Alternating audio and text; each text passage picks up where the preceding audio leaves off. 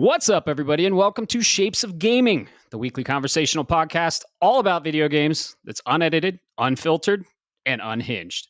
I'm one of your hosts, Matt Stenson, Neocharge on PSN, and joining me, as always, we're on episode number 19 now, is the Retro Gaming Encyclopedia, Bob Harriman, Leon Lyon Hartley on PSN. What's up, man? I hear you just cracked your beer. Yep. I absolutely did, and I'm ready to have my first sip of it. This is the second one out of the case, though. We'll talk about that here in a minute. But I gotta say, it's something different, and we'll get there. That's a big can. Yeah, this is one of the big boys. This is one of those, not the 12 ounce, but this is one of the 16s. All right. If only we were on video and people could see it. We're getting there. The post processing is a lot more intricate with video. So we're talking 4 times the length to post process. So we're trying to figure that one out because we both game and we record these on Wednesday evenings after work because we both have full-time jobs. And man, I got to get it posted and scheduled for the day after. So I don't know. I don't even know if it would post-process. The post-processing would be in that window. So we gotta test it. But we'll figure it out. We'll be on video for you all soon. So yeah. So what are we drinking? Let's get into it. Oh, just right into it. Raw dog, no warm up. Right into it. Yeah. All right. So this one came from when my wife was at the at my favorite liquor store, Cheers, here in the Springs. Great beer selection. It's a good one. We got a lot. They got a lot, but I go there for the beer. And she doesn't drink beer, so when she said, "Well, what do you want?" I was like, "You know what kind of flavor profiles I like? Just go to the craft beer section, close your eyes, pick randomly, and I'll make it work." Right. So she got me from Emporium. Emporium Brewing, which is in Denver. This one's called the Conditions of My Parole. It is a coffee blonde ale. Ooh, and I got to tell you, Matt, I wish I had my cup with me. I'd pour it out. It is blonde ale, as in it looks like a light beer, and it tastes like coffee. Like you can just literally, I'm drinking a cup of coffee with that little back end of the ale flavor going in there. I'm pleasantly surprised, and she did a really good job picking this one out. So I definitely recommend checking it out. Emporium Brewing out of Denver. What about you, man? Very nice. Very nice. That sounds awesome, and I want to try that. So next time you come over, bring one. And I'll bring one of these over. So I'm going with Crooked Stave. I like Crooked Stave. They're out of Denver, Colorado. And this is kind of, I went into the liquor store, right? And I was like, I'm going to give me a fall beer. We're not in fall yet, but I'm feeling a fall beer. But this one kind of called to me. It's not a fall beer, but it's somewhere in between. It's like somewhere in between light and dark. It's an amber ale, and it's called Road Tripper. Ooh, so you have my attention. Yeah, this one kind of called to me because I kind of want to go on a road trip soon. And the description is a small hoppy amber brew that takes your taste buds on an adventurous journey with every sip. It's very malty. It's a pretty light amber ale, which I appreciate. Little bitter, so the IBUs are a little high, but I like it. And it's very good. And it's kind of a transition beer, right? You get all the light, fruity wheats and pilsners in the summer, and then you go to your Oktoberfest, your pumpkin beers, your really heavy Marzens in the fall. This is kind of like somewhere in between. So it's a little transition between summer and fall. And I got to say, fall is the best time for beer, and I am super excited. We are in September now, aren't we, Bob? Not like you could tell right now. Dude, so for those that don't know, we're at the end of what we call this like fall. It's a false fall, kind of like we have a false spring here. And this is, we had 2.5 weeks of beautiful weather. So I turned off the AC. I opened up the windows. I like it really cold. So I put a box fan in my bedroom window, and then I just turn it on high, and it sits there 24/7. and you can relate to this, Matt, but for people that don't know, it gets down to like 50 degrees here in Colorado when it starts to hit fall at night. So it's Hmm. 50 degrees, and I've got a box fan just blowing all of that cool air right into my room. Just it's beautiful time. And then we get like today and it's projected for tomorrow, where suddenly we're back in the 80s as our high. Um, I know I probably sound like a UK individual right now, like, oh man, this bloody heat wave. I know, bad accent. I get it. It was on No, that was purpose, great. folks. That was great. But yeah, it doesn't feel like it, and I'm looking forward because after this week, it's supposed to cool back down, man. Yeah, yeah, I love me some hoodie weather. I was just outside. It was like 85 and sunny today. Gorgeous, but yeah, a little hot. So I'm ready for fall. I like one wheeling in the fall. That's awesome. And hoodie weather. Fall, I think, is the best season out here. Wouldn't you say? Yeah, I could definitely see that objectively. I have to take my own perspective out of this, my own preferences. But Hmm. fall is really great around here. Springtime, you get hit with essentially just all of this hail and that heavy rain, Right. and then you get it right at the tail end of summer. But then once fall hits, man, it's not super cold.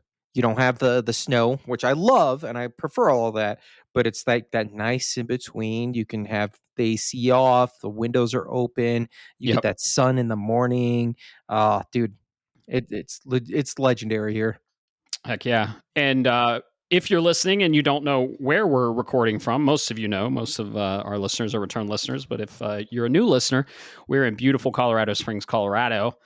And we're about 6,800 feet above sea level, super dry. So we get the dry heat, we get the dry cold, and we are higher than Denver. So we're higher than the Mile High City. And yeah, we're like, I don't know, 4,000 feet below tree line. So we're pretty high up here. Yeah, Beer higher. hits you. Yeah. I was gonna say higher than a fly at Willie Nelson's house. Am I right, folks? Oh yeah, and everything hits you harder up here. So beer or your substance of choice, whatever you choose, because the your blood is thinner up here at higher altitudes, so everything flows more. And the Olympic Training Center is in our city because that's where the Olympians train, so they can be basically superhuman at sea level because the air is thinner up here. If you can strength train here, going down to sea level and running is like you're uh, sucking a ton more air in. Let's just say that. So altitude's interesting because when I moved out here, we just went up to Pikes Peak and we went to Cripple Creek immediately and started drinking. And oh boy, I learned real quick. Yeah. No, you're right, and it makes it really interesting. I don't know if I ever told you this, there, bud, but you when you go from that high to the low, a lot of people suck wind when they're in the high altitude, and then when they go back down to sea level, they feel like they can run like the wind. I'm Mm-hmm. actually the exact opposite of that. Hmm. I suck for a little while up here if I were to get back into cardio, right? Um, but after a while, the thinner air makes it easier for me to move, and then it Yeah. requires less energy because when you're running, it's all about keeping that momentum, and because Right. air is a fluid, I move through that fluidity much easier. So when I go back down to when I used to do a lot of the heavy running, I'd go back down to sea level. My run times would actually get worse because I felt like I was literally Huh. swimming through the air, versus being up here, and then I could run 2 miles in 11 and a half minutes. But Gotcha. after decades of smoking and drinking and all kinds of other illicit stuff, probably not anymore. Right. Could be the humidity too, because I was just in Ohio. I recently did like a 32-mile fucking one wheel, no problem. Got a little sore, but nothing crazy. Dude, I walked a quarter mile in Ohio and it was about, I don't know, 85 degrees. I felt like I was swimming. Like the humidity is just dreadful there. So, but hey, to each their own. We like it here in our dry climate, in our high climate. So, how's life been, Bob? How was your week? We hung out recently. We hung out for Labor Day. We were at a good friend and listener of the show, Alex. Played some Hollow Knight, ate some slot dogs, played some Smash. That was fun. So, how's your week been? Oh, not too bad. I mean, work's been crazy this week. Just a pickup of, yeah, how it goes in the IT field. Everything's quiet, and then something breaks, and everything's all hell. Oh yeah. But outside of that, dude, this holiday weekend, I don't know about you, but I hung out with you and Alex, and Hmm. other than that, I drank, I slept, and I played video games. I didn't do shit else, man. I took a nice long 3-day weekend, snuck out of the office early on Friday, and was like saw that it was kind of quiet and was like, you know what? Let's get the holiday started. And well, I'll talk about the games I was playing, but yeah, Oh that yeah. it was a lot of couple days of like 10-hour sleep cycles, paying off that sleep debt, hitting a lot of you wake up, do the dishes real quick or whatever you got to do, like whatever I need to, scoop litter boxes, whatever the random shit that you got in your life. And then right to it, sitting in front of the couch, just playing games, man. I was playing so long that I had to stop and take a break so my controller could charge and then come back a couple hours later. So yeah. What about you, man? How things been? Pretty much the same. We hung out Labor Day. I think we hung out Saturday too. Grabbed some wings. Played some retro games. That was fun. Got the retro setup going. But yeah, pretty much the same, dude. Work, wake up, eat, game, sleep, drink in between. Not at work, but after work or during the podcast or gaming. I like to pair beer with games. I think this Amber will be a good one to pair with Metal Gear Solid because I'm of course playing Metal Gear Solid Delta as well. And yeah, we'll talk about that in the what we're playing. But yeah, I made a purchase that I do want to talk about, and I am so impressed with what I got.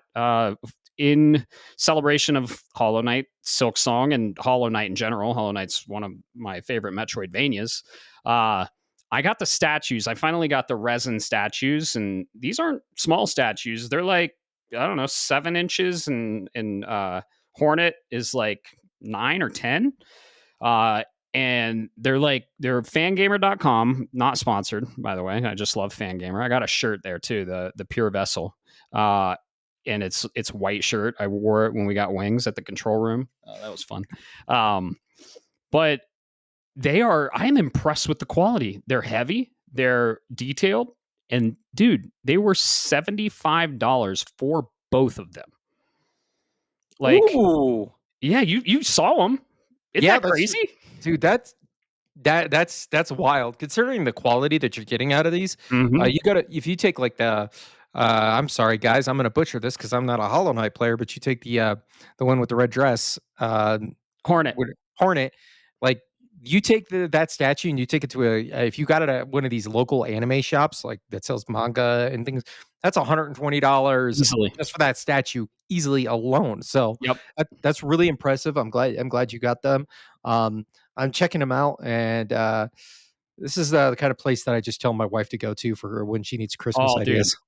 There's a Metal Gear Solid section there. Fangamer is one of my faves. I actually helped like kickstart them. They were a Kickstarter, and they were like, we want to make stuff that is kind of obscure that only the person that sees it, and if they've played the game, they're like, I know that.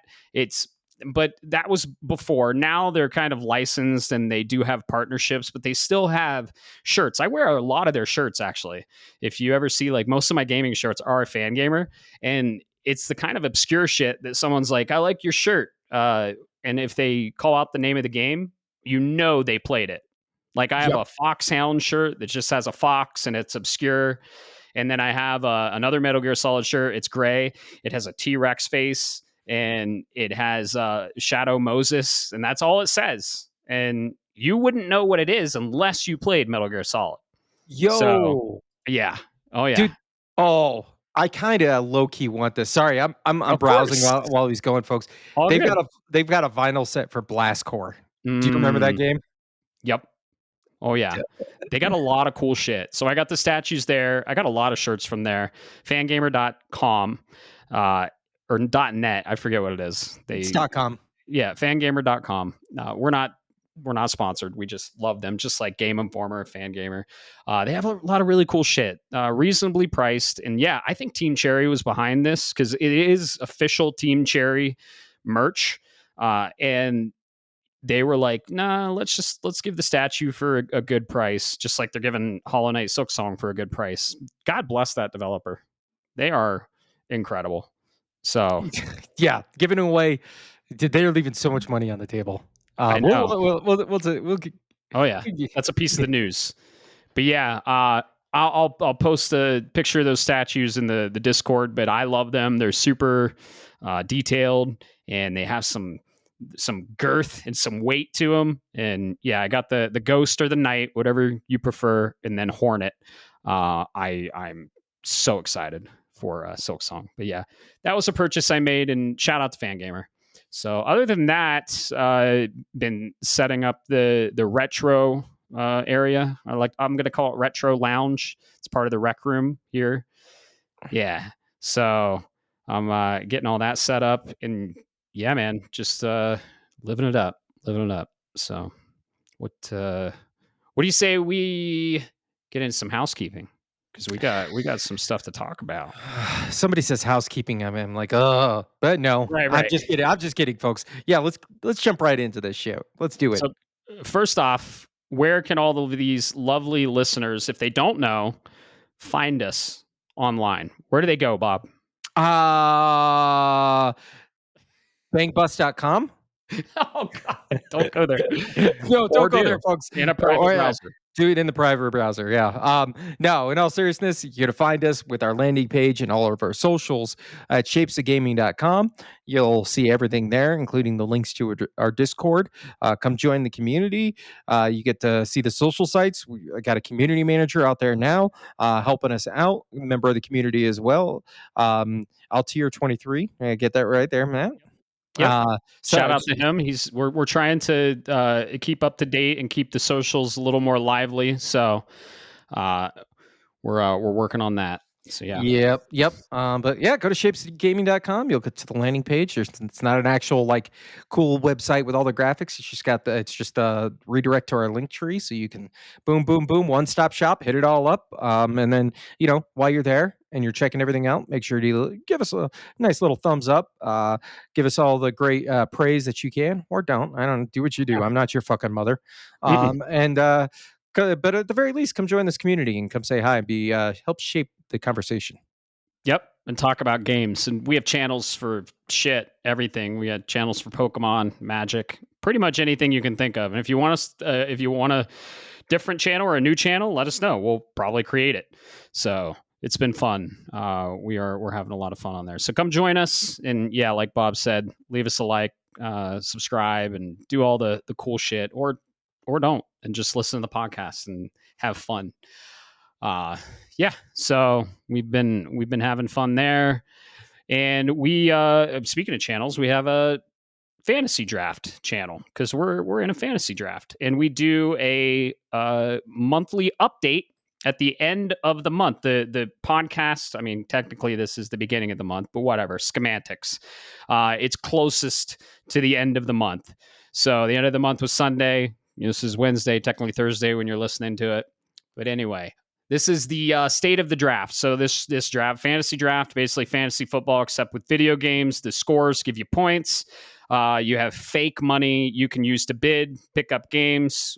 You draft 8 games. You bid on 5. And we're gonna go over the standings and the games that recently released. So let's see here. What was the first release of the year? We got Sword of the Sea. Yep. Sword of the Sea. Fantastic game. Holy shit. You played it. I finished it. I kind of want to go back and platinum it, but there's a lot of fucking games coming out in September, which we'll talk about. But go ahead. No. You're absolutely right. I was just going to say, not the first game released of the year, but of the month. Right. Of the month, not the of the year. cycle, whatever way you want to say it, I guess. Fuck it, I don't care. Yeah, not the first of the year, of the month. It is Sword of the Sea, a game by Giant Squid. I picked this one up, and I'm glad I did. This was actually a core draft of mine, one of the core 8 or 9. I forget what we did, 8 or 9. I don't know. Let me look at solos, because he'll tell us 1, 2, 3, 4, 5, 6, 7, 8, 9. So yeah, I really like this game, and it got an 87, so it netted me 17 points. So that's cool. Gears of War Reloaded, shit, another one of mine. I picked it up. It recently lowered to a 79, which is netting me 9 points. Anything over 70 is going to be 1 point. Anything or 70 or 80 is going to be 1 point. Anything over 90 is going to be 2 points. And uh, from the lesson that I learned, anything under 60 is going to be negative points, which I actually got a negative this month, and I'm not too happy about it. Metal Gear Solid Snake Eater, though, what a pickup, dude. This was one of your core drafts, and tell everyone the amount of points you got on this one. So this is so you kind of get that sense. This scored an 86, and these come from Open Critic. Yes. And it's aggregated. I don't know how they do the math, nor do I care. But it scored an 86, which means I picked up a solid 16 points off of this one. Um, yeah. Let's just say that there's been a game I've been playing this weekend. Same here. We're going to talk all about it. Let's see. Yeah, Lost Soul aside. Holy shit. Who could have saw this coming? I knew I was a little iffy about this. I trusted it. PlayStation was backing it. Didn't think it'd get the fucking score it got. It's sitting at a 66. And it's a -6. It's 64 or 66. I don't know. But I got -6 points on that motherfucker. Shit. I Yeah. played it. I played the demo. You watched the demo. We liked what we saw. I liked what I played, but of course that's a vertical slice, right? Of the whole game. And there were some problems with the impact of the combat. Like when you hit something, it felt like maybe you had like foam swords or something. You know what I mean? What did you think of when you saw it? I mean, it did the combat looked floaty, in some regard. It looked very visually, like effects and things that like that. It looked really good. I think it kind of reminded me of this like weird era of from because this game's been in development forever of Devil May Cry and Final Fantasy 15 kind of like smushed together and had themselves a little baby. Yeah. What I saw out of it. I can't speak to the story. From my understanding, the technical performance is fine. You probably speak better to that than me. Yeah. I'll save it for what we're playing because it was a demo that I played recently, and I'll talk about that. And lastly, Shinobi Art of Vengeance. I played the demo of this game. I knew we had a gem on our hands, and guess what? Stats and Plats, Admiral Merps, Caleb got a cool 17 points on this because it got 87, and it's good, man. It's so good. I really want to. I'm waiting on my physical copy from Limited Run Games. It's the only place you can get it, and physical for life. I will wait on my games, just like I'm waiting on Chronos, which we'll talk about too. Uh, Physical for fucking life, and I will. I will take the inconvenience of physical because I already took the inconvenience of swapping the discs when I want to change games. Oh my god, it's so hard to get up and swap the fucking discs. But yeah, they're making it a little inconvenient for the physical games now. But you know what? I don't care. So yeah, Shinobi Art of Vengeance digitally everywhere. The Switch version is a Switch One version, and it says I think it's very deceiving because you think it's Switch Two because it's a new game, but nope, it's a Switch One version. It runs and looks like shit. That's the demo I played. But yeah, I love what I played, and I can't wait to play this game. Caleb loved it too, so he netted a cool 17 points there. So good on him. That was a good pickup. That was a pickup for him too, not one of the core drafts. Yeah, no, you're absolutely right. That was a very that one is probably the one that shocked me outside of Claire the most. And what I mean by that is I knew Claire was going to do really well, but I didn't think it was going to do in the fucking 90s well.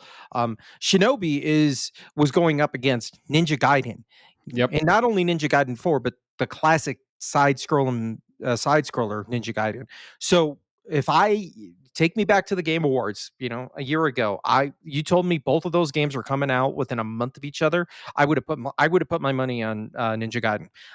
But to see Shinobi smash that expectation and just blow right past. And I'm not saying Ninja Gaiden's bad. We talked about it last Hmm. episode. I like it, but that was a huge shock. So huge, great pickup, man. And Hmm. I look forward to playing it. But yeah, I think. Do you want to talk I about what got released today? Or will not? It's not released today, but it went to early Right. access and we got scores for it. Yep, I just saw that, and yes, I do want to talk about that. I just want to add, I literally did put my money on Ninja Gaiden Ragebound because that was a core pickup of mine. Um, and yeah, I didn't think Shinobi would beat Ninja Gaiden Ragebound, but it did. So yeah, It's fucking wild. What kind I of know. timeline are we living in, folks? Like, I don't know. I don't know anybody that knew Shinobi growing up.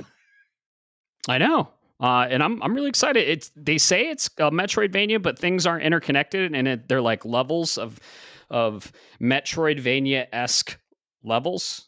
But I Hmm. mean, is it a Metroidvania if the whole map is not interconnected? Who knows? Nope. Semantics again. Exactly. No. But the game you are talking about, do you want to talk about it? Because this is one of your pickups, and it was a very early pickup, and it's gonna do solid for you. Yeah. So I wanna go ahead and sit down and talk about this. Let's come to the campfire, okay? Um, this Come one on, as soon as it was announced. have a Yeah. seat next to Pepe. Yeah. Grab the beer because I got some things to say out there. Okay. But specifically because it entered early access today for the deluxe edition, Chronos: The New Dawn.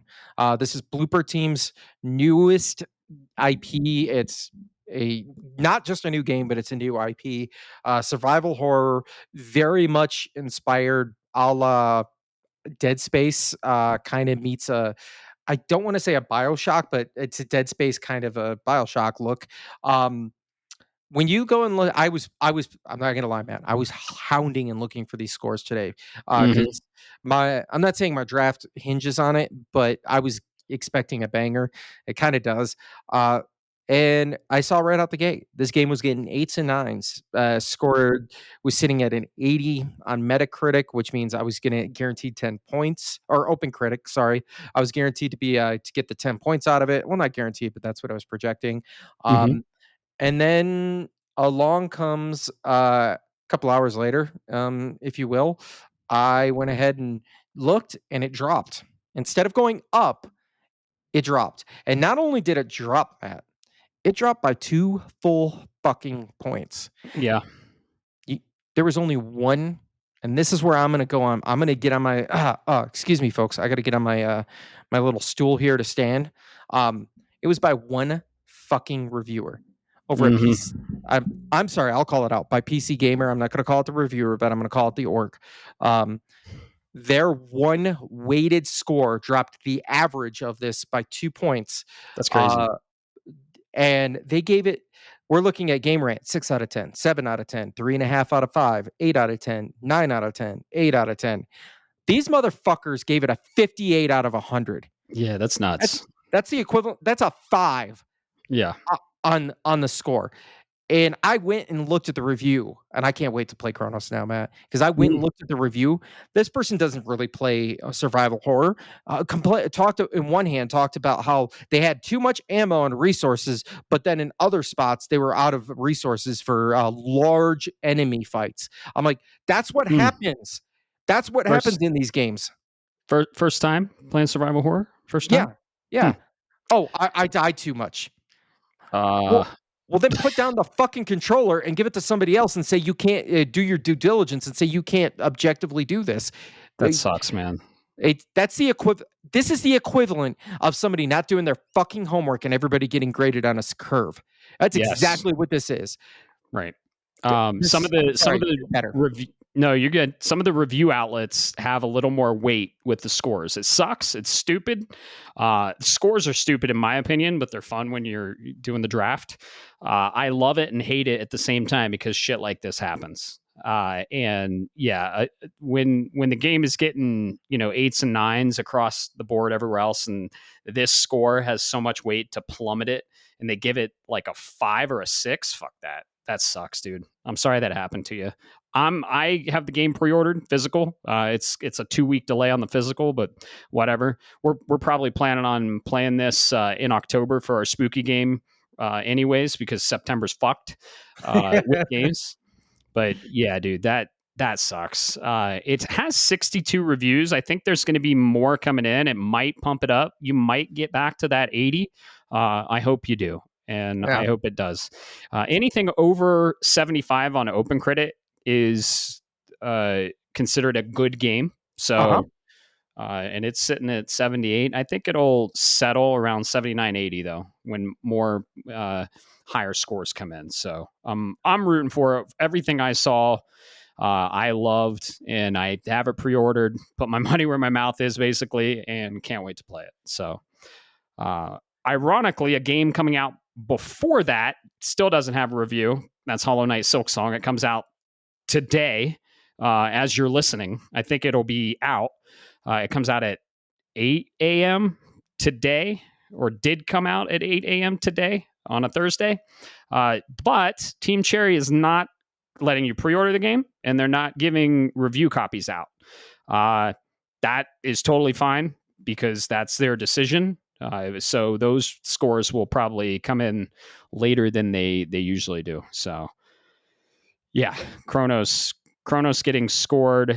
I think it'll simmer it at 80 for you. And I'm very excited to play it. I can't wait. And yeah, it does have a Bioshock feel for sure. And a female protagonist, which is really cool. In a suit. I'm a big fan of female protagonists in a power suit. You know what I'm saying? Look at my fucking shirt. Speaking of fan gamer, I actually Oh, have a fan shit. gamer shirt on. Oh, So that's what that is. Oh, no, yeah, those are the boots. Gotcha. That's they're fucking they're the space jump boots. So you wouldn't know what it is unless you played the game. So yeah.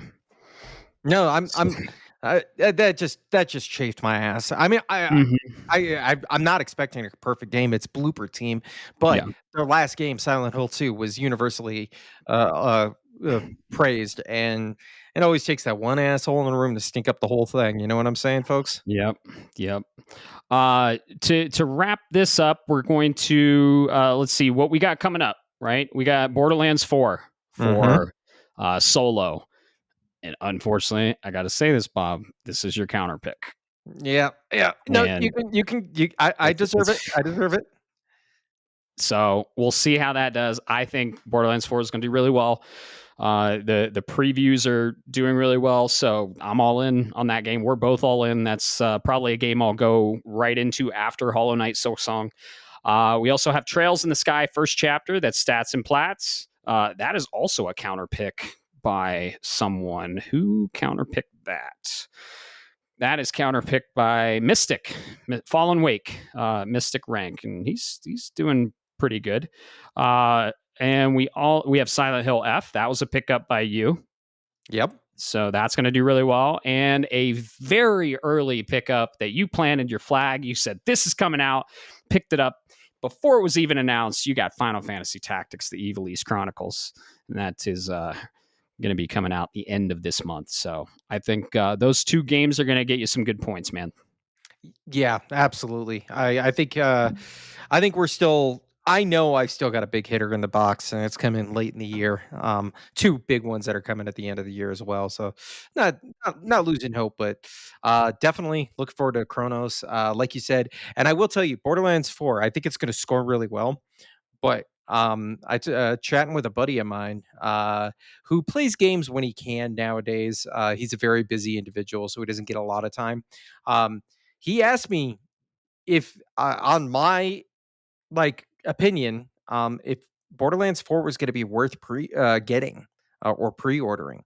And the reason I say this, and this is why sometimes, as a wise man said, it's best to keep your mouth shut and let everybody think you're a fool. Because Randy Pitchford went and opened his mouth a few months back on Twitter. And whether people, you got to understand, even if your message is 100% clear and understood by the core individuals who are listening, the outside individuals, the I don't know, visitors, the vacationers The aren't filthy going to casuals. No. the casual. You say it if you will. I'm kidding. They're not going to understand the message. And he was still thinking he didn't understand what had happened and how the sequence of events, because most notably, for those that don't understand, somebody asked on Twitter, said, please, please, and please don't make Borderlands 4 $80. And Randy said, it's not my call. And B, if you're a real gamer, you'll figure out how to make it happen. I went on this whole diatribe, and then he doubled down and didn't open his mouth. My buddy understood it as Randy said, no, the game's going to be $80. And then it came out as 70. Exactly, right? That's why the message got lost. So Ugh. shut your mouth. So I still think Borderlands 4 is going to do really well, but its sales are going to linger for a little bit because of, well, somebody who can't keep his mouth shut sometimes. Yeah, we'll see. It's a shame because he did that, and there's a huge dev team behind this game. There's a bunch of artists, a lot of designers, story writers, programmers, animator, all kind of like a huge team behind this, and then he has to say something to kind of stain their art a little bit, but hopefully it doesn't affect it too much. We're both big fans of Borderlands. Hell, you have a fucking tattoo on your arm of the vault symbol, and we're all in on this. So I'm rooting for it. You're rooting for it, and I hope it does good. But yeah, Randy Pitchford, just you could have just said, I don't make the call, and that's it. Just keep it there, right? You don't know everyone's financial situation. You don't know what they're going through. Just keep it right there. Don't say you're not a real fan if you don't give us this amount of money. So whatever. So yeah, just Twitter is like that sometimes. So Yep, absolutely, man. yeah. So the standings so far, we have Solo. Unfortunately, buddy, I'm sorry. Solo is in dead last, and he's going to stay there because he doesn't have any money to pick up any new games. So fifth, Solo got fifth in this draft. He got dead last. He'll learn for next year. You are sitting at fourth with 83 points. Solo's sitting there at 69.99. Fallen Wake is sitting at third, 87.46 points. Wow, look at that. Admiral Merps is sitting at second with 111.11 points. 5 ones. Holy shit, that's crazy.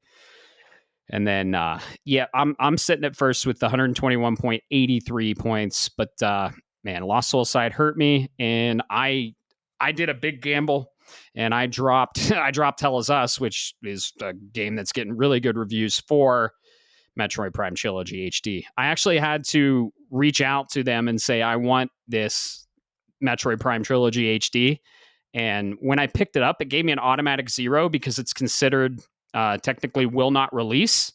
But I think we might get some news this month that Metroid Prime 4 is going to be delayed, and they're going to give this to us as recompense.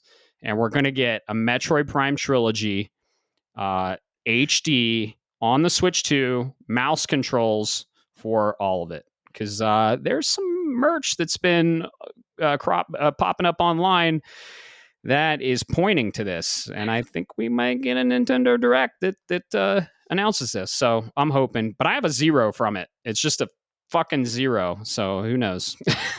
You never know, man. If it hits, I'm gonna give you the crisp high five for calling it. Yep. If not, I get to publicly laugh at you because I also know you dropped Metroid Prime 4 as I your number did. one pick, and I am on the other side of that fence. I think we're gonna get Prime 4. Nintendo's been. I think they need to get it out the door. And it's Dude. and They, if that ends up in the opposite, I'm gonna publicly laugh at you, and then I'm gonna feel bad for you at the same time. I'll laugh at myself too. I dropped Prime 4 for Luminous Arise, and then I dropped Tell Us Us for Metroid Prime Trilogy. So we're in September. We have 4 months left of the year. Usually Nintendo likes to lead up and give us a release date for their marquee first party crown jewel releases, and I feel like Prime 4 has got to be one of these, like Metroid, Zelda, Mario, Donkey Kong, Star Fox. Like this is a core Nintendo IP. I really don't think they're going to shadow drop Prime 4. However, I would not fucking put it past Nintendo because they did it for Prime Remastered. They don't fucking care about Samus, poor girl. And we all do. And we want to give them money for this, but they just don't. I don't know. We got Dread, thank God. And that was great. That was my game of the year.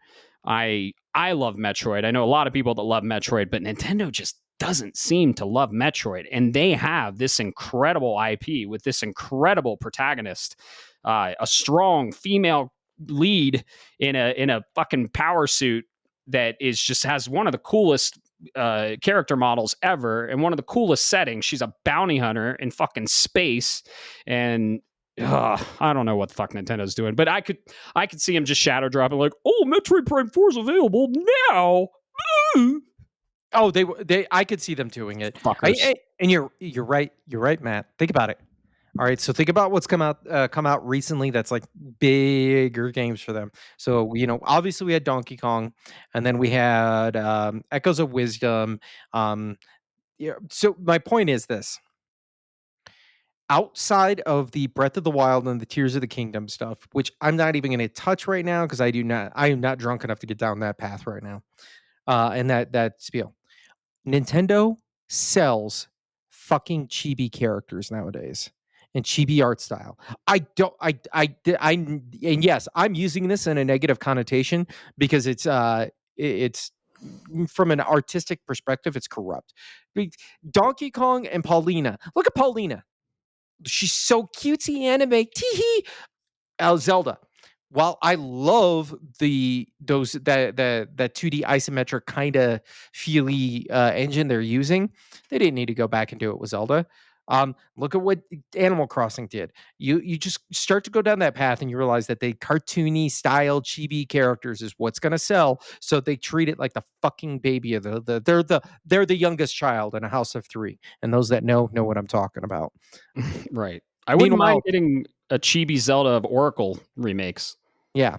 Meanwhile, the first child, the star of the show, is just left off to go do whatever they're doing, a la Mario, and then the middle child gets forgotten. Sorry, Metroid. God, dude, if they have a bigger lead up with Kirby Air Riders, the fucking remaster, remake, whatever it is, if they have a bigger lead up than that with Metroid Prime 4, I'm gonna be pissed. I'll say it right here on the cast. If Metroid Prime 4 gets if Metroid Prime 4 gets shadow dropped, I keep my Switch. Okay, there are two things that happen if I'm gonna sell my Switch. One, Metroid Prime 4 gets delayed into next year. It's okay. I'll just get another one. And two, if they don't give us Prime Trilogy HD. Like, dude, I have no time to play the Nintendo games. There's so many games that we're going to talk about. September's wake me up when September ends. That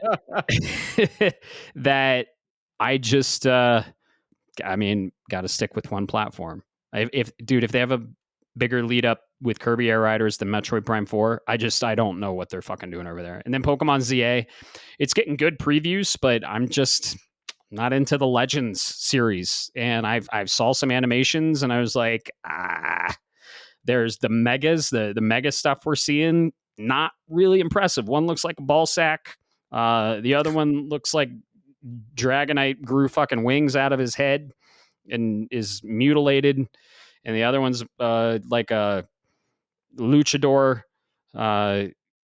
What is it? Fucking I don't know. Halucha. That's his name. A luchador Halucha. Say that 5 times fast.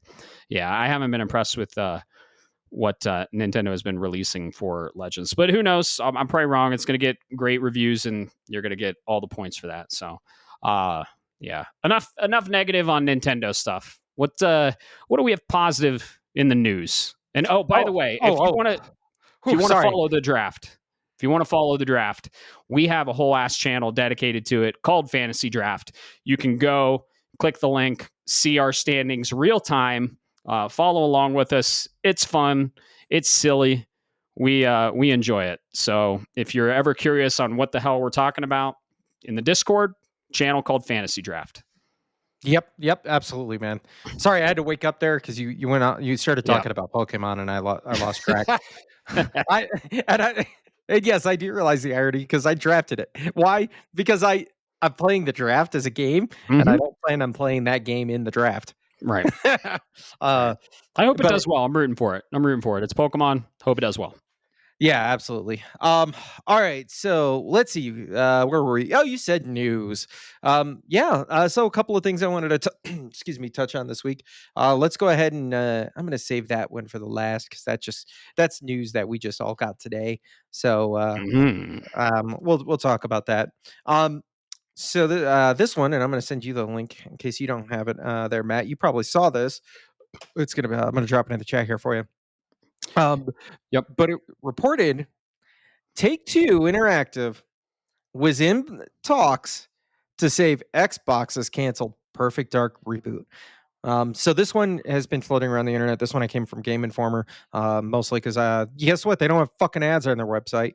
It's great. Uh, yeah, yeah.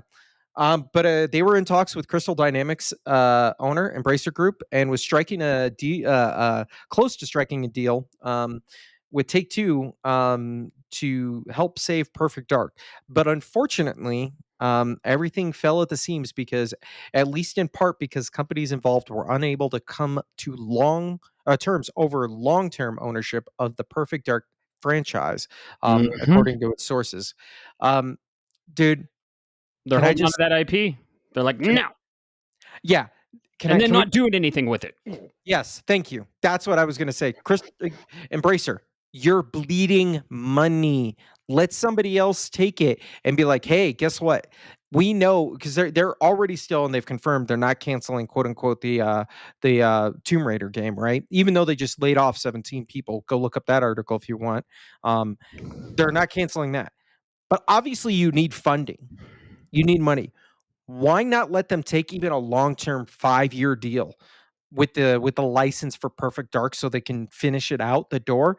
You get an immediate injection, and then even if they wanted to keep the IP, guess what? You get the immediate injection. You still have Tomb Raider. Tomb Raider is going to sell. Perfect Dark, the last Perfect Dark game came out 20 something years ago. Don't quote me on that. I don't remember. I know it was early double aughts. Um, Perfect Dark Zero yeah, it was on the for 360. It was a launch game yeah, it was a launch title for the 360, and it 20 was years sounds right. yeah, it was very mid at the for a game. So Perfect Dark has been dormant for a long time. People are excited about it, but the Hmm. people that are excited about it are people like you and me. We're elder millennials, early uh Yep. even the younger millennials. Those people knew Perfect Dark. Young kids nowadays, they don't. The best you're going to get out of it is maybe a Joanna Dark costume in Fortnite or skin or whatever they want to call it. So take it, learn, man. You're not gonna do anything with it. Right. I don't know. I don't know who's making the decisions over there, but even my ass 6 beers in can make better fucking business decisions. Yeah. I couldn't agree more. These companies keep just sitting on these IPs just to have them, not doing anything with them. Microsoft and Banjo Kazooie, just saying, and they just keep doing this, and then we get games canceled, and yeah. Uh, what's a positive piece of news? I was like, let's stop all this Nintendo negativity and talk Uh, about. I I was gonna say I got to everything else is positive right now, or at least from Awesome. well, one thing not so Did much. we did we talk about the Judas details? Do we want to talk about No, that? Let's talk. that's where I You, was going next, okay, 'cause you beautiful. wanted positive. This came out right, the same day as we Yep. recorded last week, Yep. so that makes sense why we didn't get a chance to touch on it, because it came out, like, 2 hours before we started recording, and I didn't get it. Hmm. I missed it. But yeah, Ken Levine, the creative genius that he is, and if you don't know who Ken Levine is, just go look at the game called BioShock and System Shock 2, and then just go from there, right? Lead creative director of Irrational Games, created fucking all the Bioshocks and had a hand in System Shock as well. So he's a Mhm. legend. He's a legend. Yes. Yes, he is. So, he's been making quietly in the dark. I think this was announced back in what 2023, 2022. He was making a game called Judas. And everybody got excited. Hey, return to form. Ken Levine's been quiet since Infinite, which came out in 2016, something like that, 2014. Uh, and been quiet. And then everything went dark. I picked it up on the draft this year, thinking it was coming because it Hmm. was heavily rumored, and then it got dropped. And then I dropped it because I knew it was. I had that feeling. But he came out, did an interview, and talked a little bit more about this game. Um, you can go look online. There are plenty of different places to go look into this. But I did want to touch one thing with this, Matt. Um, Touch it. it, ooh, giggity. Hey. Hmm. Oh. So alongside with some key art that was released, Levine shared that his Ghost Story Games has just finished a major milestone it calls Villainy. The Hmm. director writes that villainy is a central feature of Judas and that your actions will attract members of the big three to you as friends or turn them into foes. Quote, when you play Bioshock or Bioshock Infinite, the villain is always going to be the villain, Levine writes in his blog. Fontaine, Comstock, they're always going to be the bad guys. In Judas, your actions will attract members of the big three to you as friends, but ignore one of them enough, and they will become a villain. From there, you will get access to a new suite of powers to subvert your actions and goals. End quote. Dude, that right there sounds ambitious as all fucking get out. Yeah, it's crazy the development and programming that goes behind this. Uh, I'm a little torn because one of the best parts of Bioshock was Andrew Ryan, uh, and he had a villain role. Let's just say that. But the true villain, I think you said it, but Mm, I probably, think, but yeah, see, and don't that's allude okay. to it. No, no, no. We're not going to allude to it because Bioshock has, yeah, an incredible story. But the it's kind of like a choose your own adventure. I like it. It'll add replayability, right? And they said it's kind of is like the Nemesis system, like in Shadow of Mordor and Shadow of War, where if you kill someone, then the computer, like the AI, will try and avenge them, and then they will take their place and rank up depending on who you kill. It's called the Nemesis system. WB's basically just sitting on that.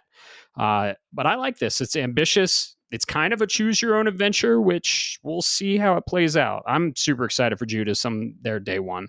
I fucking love Bioshock, and I will play anything the man Ken Levine creates. He's a gem. Yeah, he is. I want to circle back, like you said, the choose your own adventure. And I see where you're going with that, but there's another aspect to this that later came on the blog that I think really because I was with you, and then I got to the second half of this. My emotions as I'm reading this article. So, quote. In Bioshock Infinite, there was a lot of energy invested into developing your relationship with Elizabeth, Levine writes. By the end of the game, you knew everything about her, her abilities, her hopes, and dreams. But the truth is, she knew almost nothing about you, the gamer playing Booker.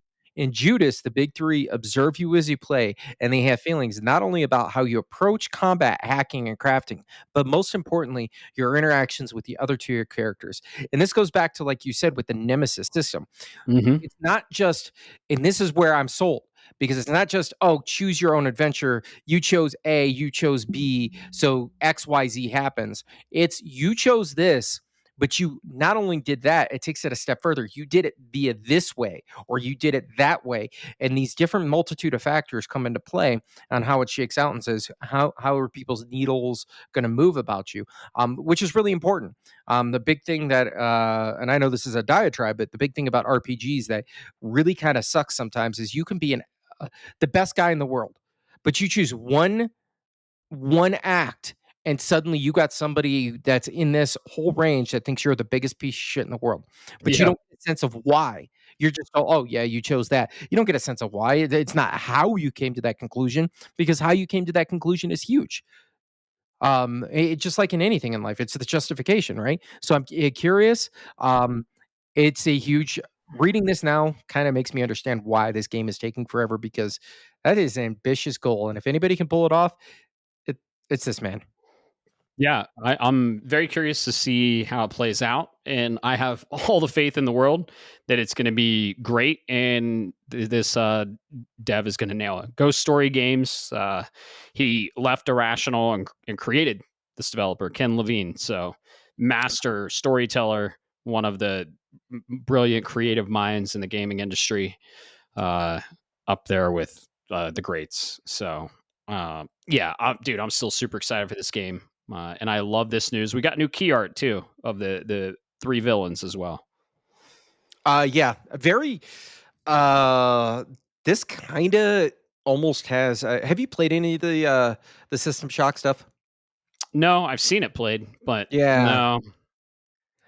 It kinda has a little bit of that look, yeah, that future retro vibe, Yeah. or the retro future vibe kinda going on. I really dig it. I'm curious what the hell this bipedal horse with a fucking shotgun's all about. Right. Uh, but yeah, man. No, that's good.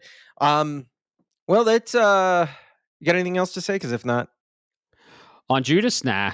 I'm uh man, I'm just waiting for it to come out. Can't wait to play it. yeah, yeah. I think we got one more big item to talk about, but first, we did bad, did good. Let's get that sandwich and do a nice little in between. I don't know Hmm. if you saw this, but RGG. I'm not going to try to pronounce that name. They're just Ryugaku Goto Studio. I'm terrible, folks, but better known as RGG. Announced they will be holding a summit next month. When this was written. So for September, September 24th, 4 a.m. Pacific time. So good luck getting up for that one. And it's going to a RGG Direct following, and it will give a closer look at some of the studio's latest announcements. If you're not aware, RGG is best known for their Yakuza slash Like a Dragon series. They cook and they're damn near annualize these games, which is funny because they're all really good. Um, yeah, looking at this coming up, I'm curious. You got any? I've been trying to theory craft. What do you think they're cooking over there, Matt?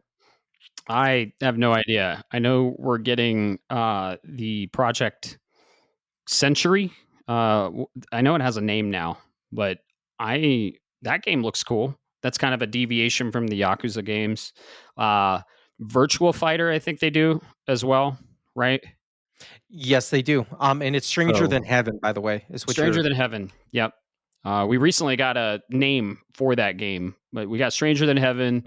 Probably another Yakuza on the way. Probably themed uh, like a knight or like a I don't know, like a astronaut. We got like a dragon, like a pirate. I think they're gonna continue that theme. Uh, like a Viking. I don't know. Um, but yeah, I haven't played any of the Yakuza games. They seem up my alley. It's just not a series that I have time to invest and get into. But and I don't play Virtua Fighter. Stranger Than Heaven piqued my interest, depending on how it plays. But yeah, we might see some new stuff from them. I'm excited. They're a good dev. I know you play a lot of the Yakuza games. Yeah, yeah. Well, I put a lot of time into them. Let's say that. Yeah. You're right. They do take a lot. I haven't gotten to Like a Pirate this year, and I want to. If anybody for if you ever do get around to it, because there's so many of them, take it from me, you could jump right into the Like a Dragon series, and be fine. You would understand conceptually that there's things that you're like, oh, there's probably backstory to this from a different game, but I don't understand it necessarily. But you don't care. And if you like a game that is got a lot of drama in its story and it's very thematic like that, but it doesn't take itself too seriously, the Yakuza games are there right there for you. Like a pirate, for example.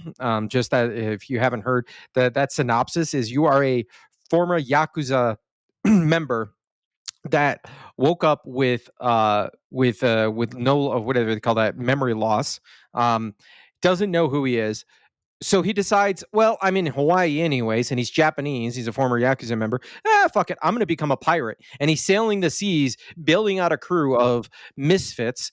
In one of the games, I'm telling you, dude, there's a Pokemon Snap minigame. I know. Um, I've seen it. I've yeah, seen it. It's fucking hilarious. yeah. So definitely, recommend checking those Think out. of big fucking buff Japanese dudes, like big ones in speedos, and that's what you're taking a picture of. Yeah, yeah, but they come on, they're What? weird. They literally call them out and call them weirdos. Oh yeah, no, I know, I know. Yeah, it's so Cultural funny. insensitivity. Fuck off. Right, right. And there's so many mini games in those games. Yeah, uh, it's piqued my interest for sure. It's just when. Yeah, when, right? Yeah, because you can When. play the entire Virtual Fighter inside of, Like a Dragon. Oh my god, that's crazy. There are arcades you can go to that are Yeah. Sega arcades, and it has all of these classic Sega arcade machines. It has the UFO claw machine that you see at, like, some Wow, places that Sega makes. So you have games within games to play. that's awesome. I like that. I like that. Um, Yeah, this event should be good. We'll see what they say.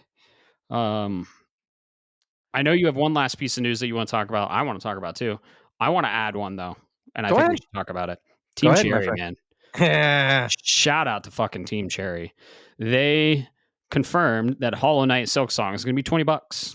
And on top of that, if you backed Hollow Knight on Kickstarter, you get a free fucking code for Silk Song. A lot of people don't know this, but Silk Song was originally DLC for Hollow Knight. I got into Hollow Knight a little late. And when I say a little late, it was shortly after release because it originally released exclusive for the Nintendo Switch and it didn't run great.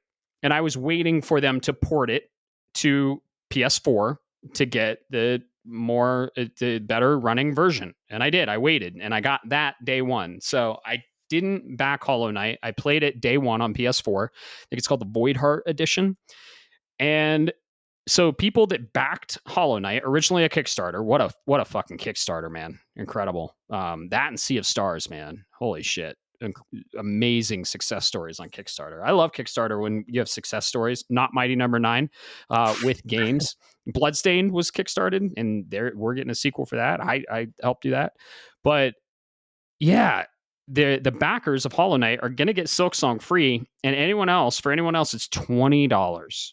And they said this game is probably more in depth, more bosses than Hollow Knight. Like, dude, shout out to Team Cherry. They could have sold this game easily for probably the amount of content we're getting, the amount of time that it was developed, and the probably how well this game is going to do for $50. I would have bought it. I'm going to buy it twice. I'm going to buy digital and physical when Fangamer has it. Like, they're just, but they were like, nah, we're good, and we don't want to gouge consumers or fans of the series, and they're like, probably everyone's probably having a tough time, so here you go, $20, enjoy our game. Those are the fucking devs that I just want to throw money at.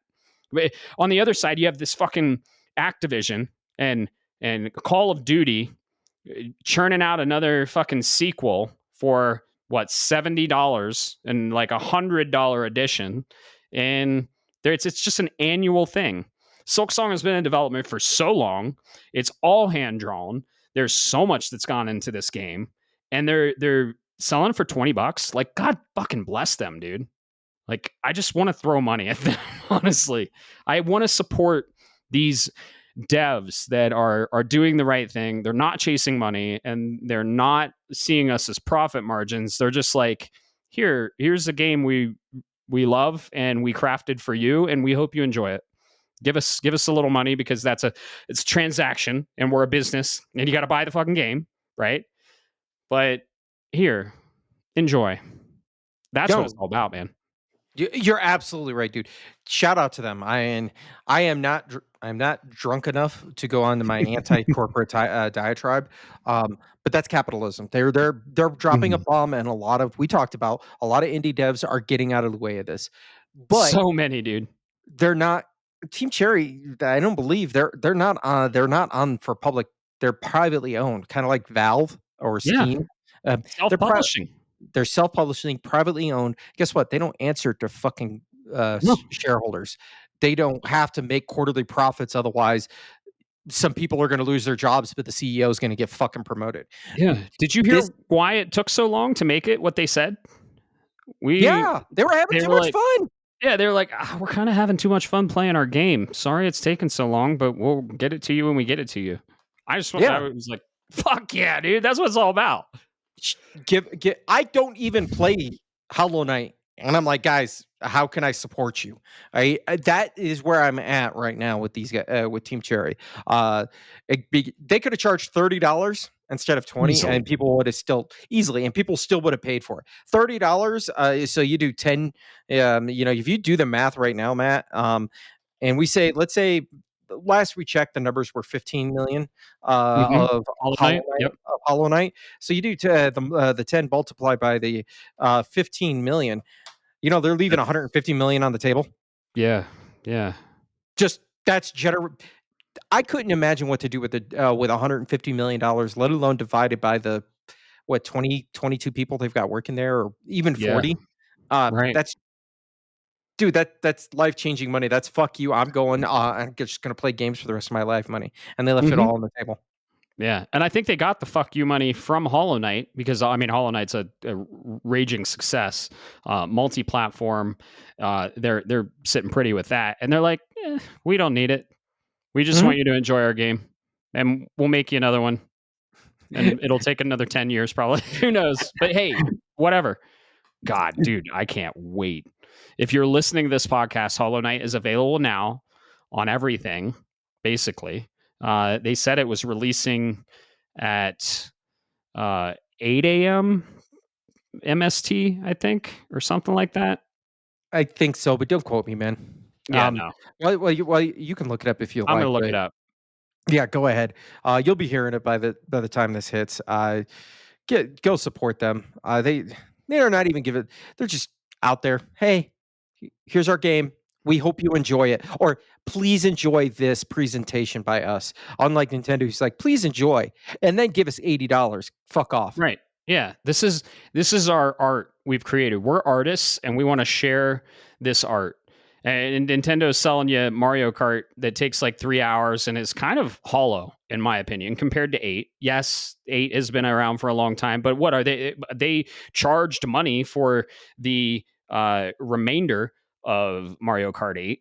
So we got like a quarter of a game with Mario Kart World. It's great. It's fun. It's a roller coaster, but it's $80, and I mean, we beat it in 3 hours. Meanwhile, this small indie dev, Team Cherry, has probably 30, 40 hour experience, I'd say. I mean, if you want to go through it all. Granted, yes, I didn't go through all of the Mario Kart stuff. It was just the Grand Prix and rolled credits. To roll credits on Hollow Knight, 15 hours, still 3 times longer. And they're giving it right? No, no, more than 3 times longer because we beat it in 3 hours, like 7 times longer. And they're like, here it is, it's $20.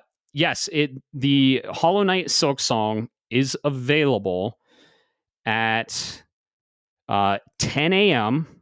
today for EST, which would be 8 a.m. our time.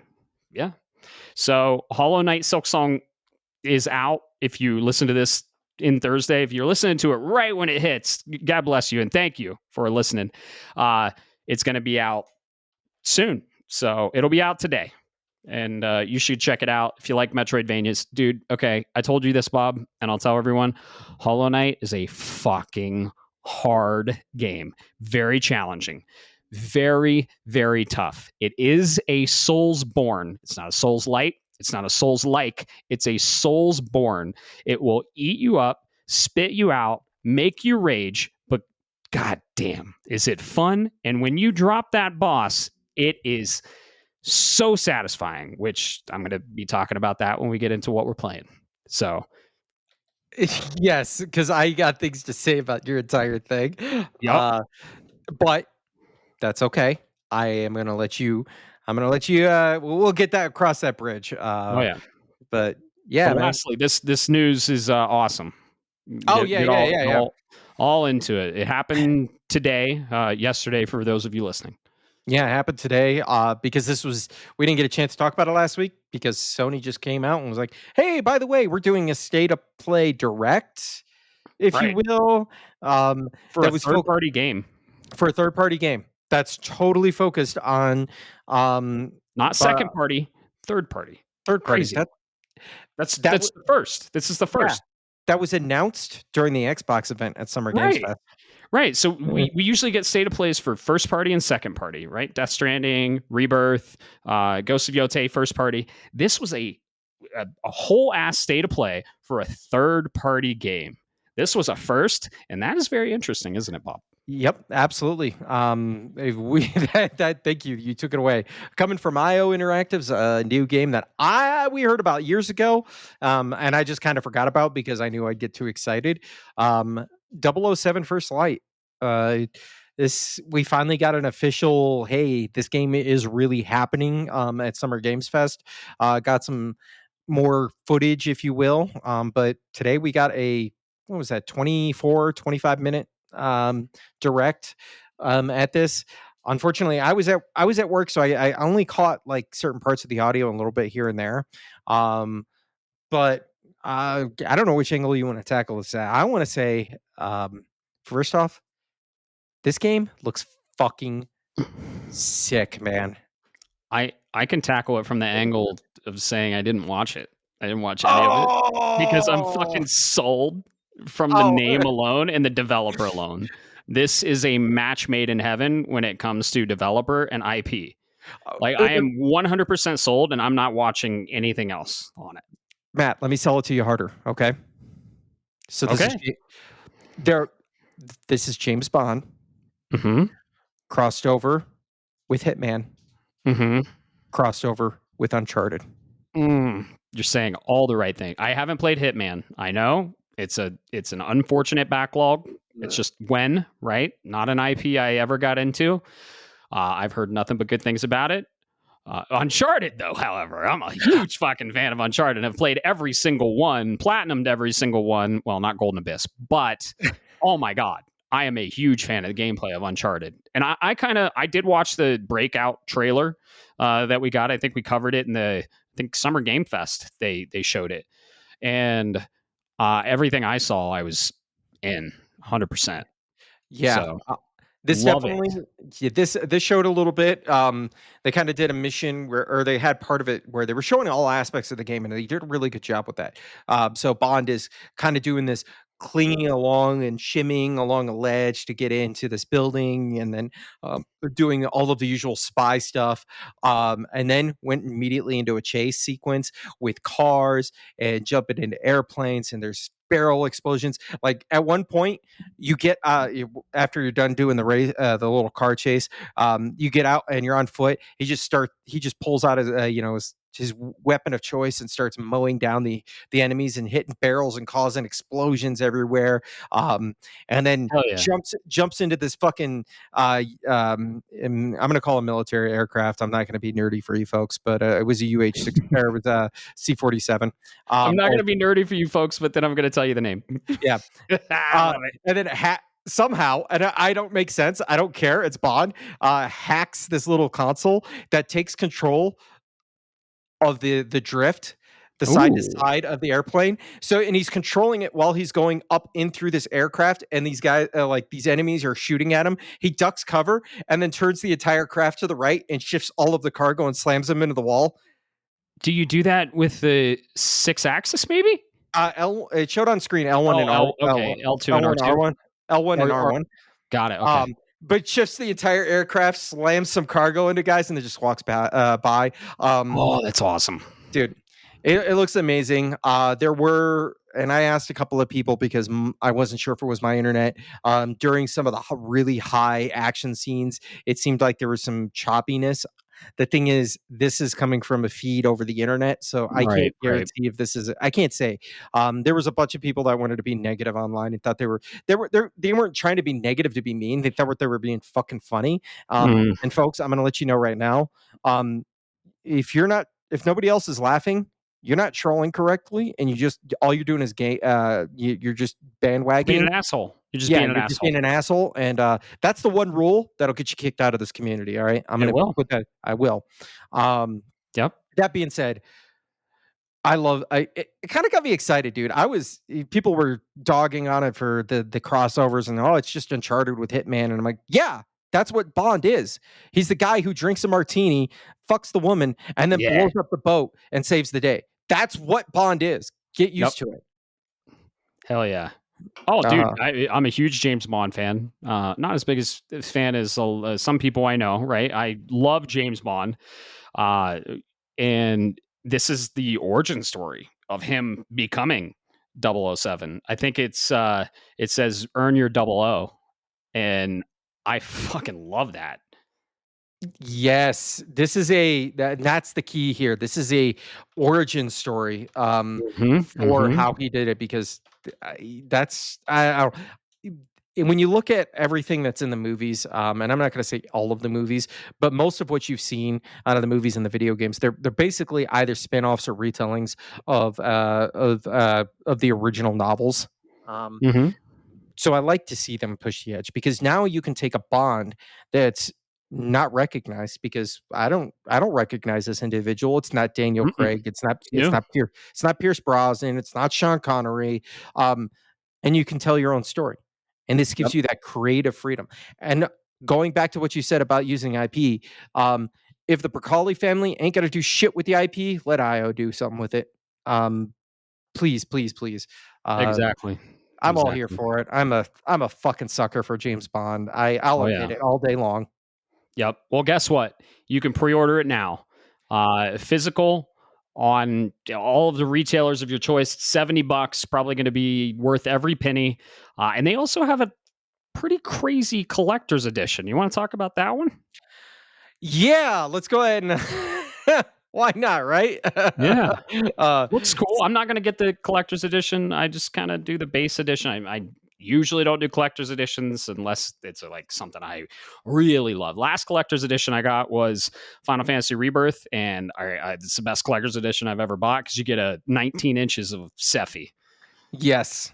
Yeah, hey, giggity. Yeah, Yeah. 19 inches of Sephiroth. You've seen it. That statue looks like it'd be a $400 fucking statue.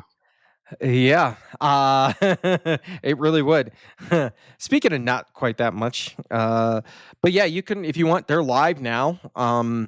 So these are available on Amazon.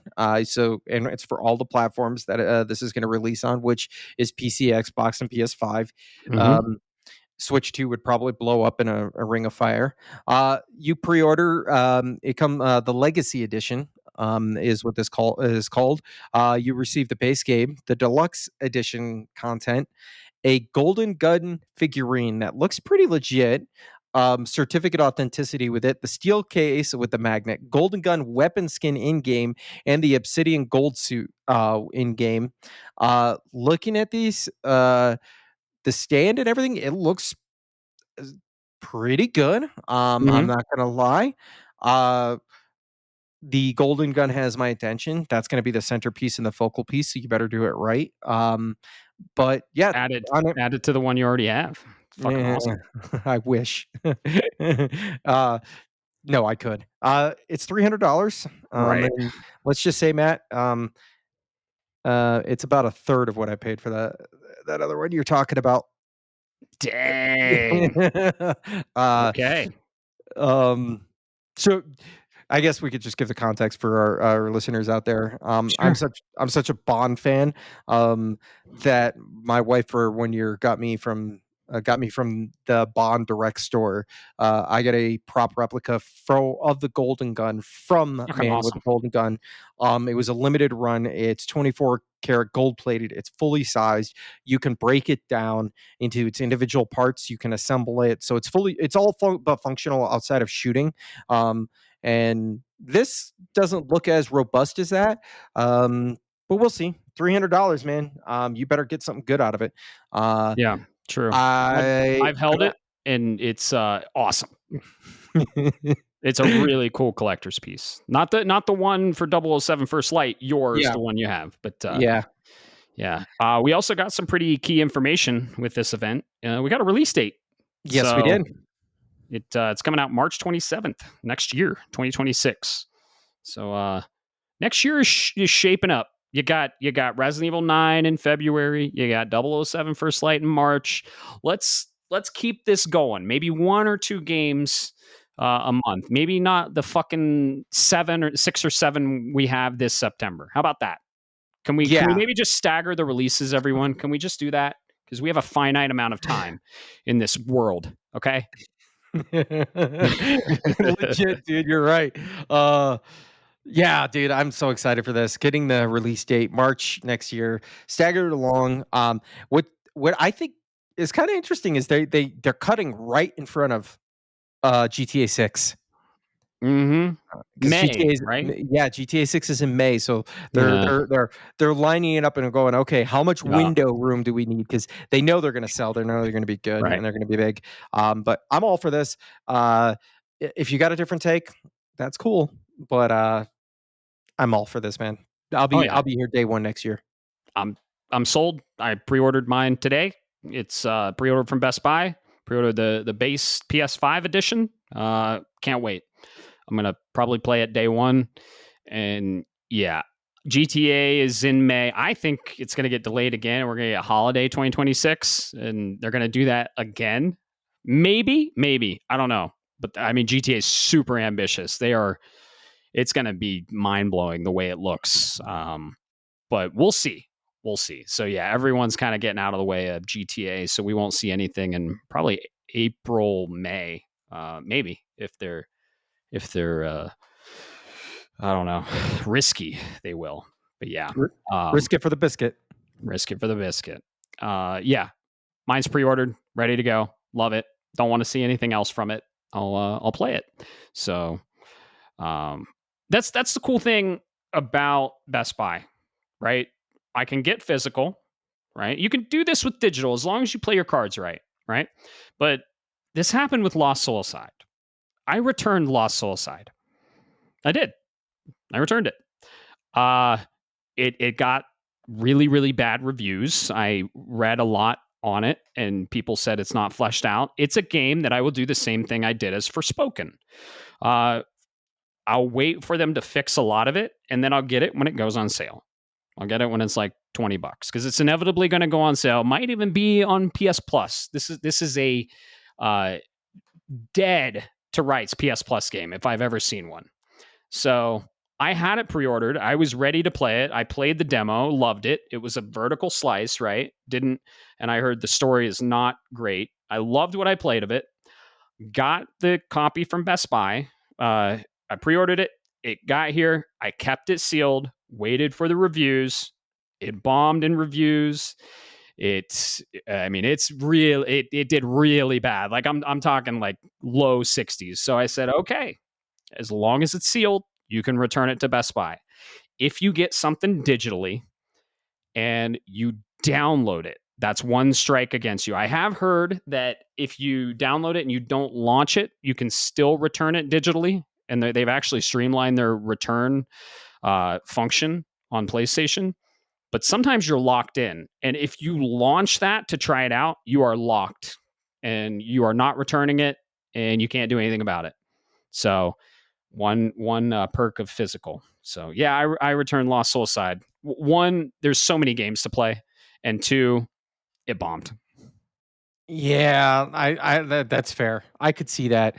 Oh man, that sucks. But Yep. hey, Yep. you got to do what you got to do. Make your decisions, man. Yep. Uh yeah. So that's the news. And speaking of Bond like game experiences, let's talk about what we're playing because the game we're playing has some very heavy Bond inspirations, especially with some of the cutscenes. Which, dude, they stayed so true to this. I'm gonna let you take it from here because you've been playing more. Uh, you are a huge fan of this IP. We finally got it. Let's hear all about it, and I'll give you my input on top of yours because you have a lot to say about it, and I can't wait to hear it. Yeah. So we'll get to the other stuff, but right now, it has been Metal Gear Solid Delta. Snake Eater is the full title. Um, Snake Eater. Eater. I'm telling you, man. Where do I begin with this game? Um, so this is probably the overview. I want to say this is probably the definitive edition for playing Metal Gear Solid 3 Snake Eater, because we've had re-releases, we've had variations in the past. We had the MGS3 MGS3 Snake Eater that came out on the MGS One collection. We've got Subsistence. We've got all of that other good stuff. Sorry, folks, we got my dog there. He's But wanting to say hi. yeah, apparently. And each one of them brought a little piece of the puzzle, and made some improvements in their own way. Um, this says, "Fuck it. Why don't we allow both? Let's do classic mode. Let's do new style. Let's play legacy style. Let's do all of this and combine it." And I was kind of I was excited for this game, but I was concerned because it is a shorter game. And the way the game plays out, especially with some of the way the maps are, is if they just done a traditional update to it and give them modern controls, it wasn't going to end up as well, looking as well, because some of the maps are still segregated. Um, at the end of the day, this game fucking rules. Um, this is the prequel. For those that don't know, this is a prequel to the entire Metal Gear Solid series. This is from the game's perspective. This is the one that takes place the earliest in the entire timeline. Uh, and you play as Naked Snake. And that's all I'm going to say, because that's all I can say without spoiling anything. Um, I know some people have talked about some of the frame rates, and I know you've tried to point it out to me before, Matt. Unless I'm hunting for it, I don't fucking see it. And the reason for that is this game is, like you said, Bond-like, but without the action. It is very slow paced. It is very meticulated. Instead of doing a seamless open world and you're just going from one area to the next, you move from one extra to the area to the next. They give you the loading splash screen.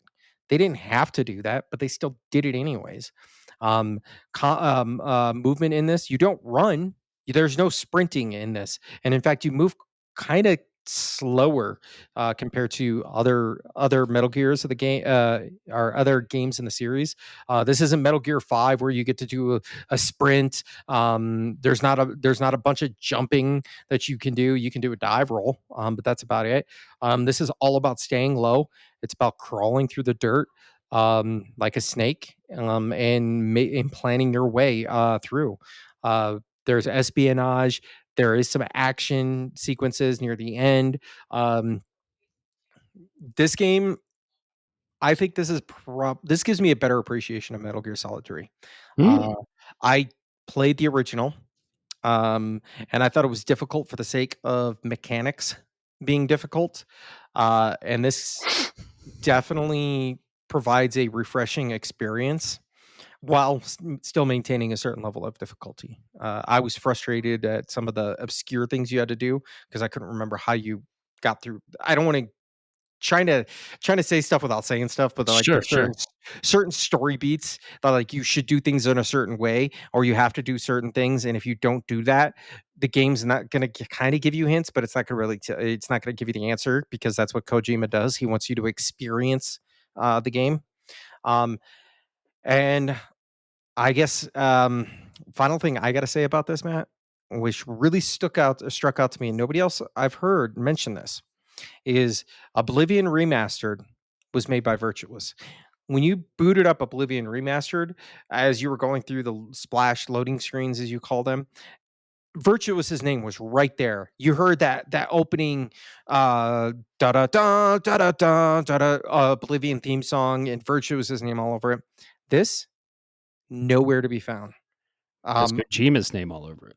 has Kojima's name. An Love it. original Hideo Kojima game, inspired by the artwork, the story of Hideo Kojima. There's a fucking disclaimer, and I'm saying this in air quotes because we're not on video right yet. Of there are things about this game that may be outdated, but we could preserve them for the original creator's intent. Um, I dude, love that. I love it. I love it. I love it. I love it. Because did I need a crotch grab in the middle of the game? No. But it is critical when you put it in context of everything else that's going on and the Right. subcontext that's in there. So thank you. If you want to play a game that makes you feel like you're fucking, I don't want to say Vietnam, but you're in the jungles of Cambodia, crawling through the dirt to save somebody or do some assassination, go check this out. PS5 Pro is doing fine for me. It's playable. I'm sorry. Don't let people dog you down. It's a slow paced game. Okay. If this was a Call of Duty, I could understand it. But this is Metal Gear Solid 3 Snake Eater. They're completely different types of games. Uh, I think, and the final thing I'm going to say, Matt, I have been talking myself up. We'll see. But I'm thinking about going for that Foxhound Oh, oh. You better stream that. run. You got to uh, stream that. Dude, Um, I've been talking it up in my head, and I'm like, all right, so I only need to do this and this, and then I'll get these items, and I can use these items, and then I'm like, okay, well, how can I use this in a way to get through the boss fights or go through these certain boss fights and like make sure I don't trigger alarms and all this other stuff, and like I'm learning the patterns where all the guards are placed. I'm kind of getting into that head, and I don't want to because I there are other games to play. right. Oh yeah, there are so many games to play. Uh, I am in agreement with you. This is what your third favorite Metal Gear Solid or fourth? Yeah, it's probably gonna be my oh, it's definitely not number 1. I'd probably give it No, my that's what I was gonna say. I think this version of Metal Gear Solid 3 has made it my second favorite because I think it's just for it's now. so yeah, well, yeah. You We'll know see. we're getting 1, 2, and 4 after this. Yeah, please let that happen. Oh, dude, no, it's happened. What do you know? Delta is the symbol in the Greek alphabet for 4. What makes it even better is Why is it called Delta? you know what my though the weakest, and I say least favorite as in like pick your favorite Star Wars. We don't count Right. the sequels, right? Um, but like this is objectively like right behind everything else. My least favorite or weakest in the entire franchise is 4. Okay. Gotcha. Uh, it- but yeah, I think that this definitely shot up that chain. I have a better Mhm. appreciation, um, but I will say I'm still on the boat. Go get the collection if you're interested and you've never played Metal Gear, and you're interested. Go get the collection. Burn through 1 and 2. The context is Why important. would you wanna burn through those 2? Not burn through them, but you know what I'm saying. Don't Go play Yeah, them. The but context is important for but number play 3. Snake Eater first because it's the beginning of everything. Right. No, I am in agreement with you.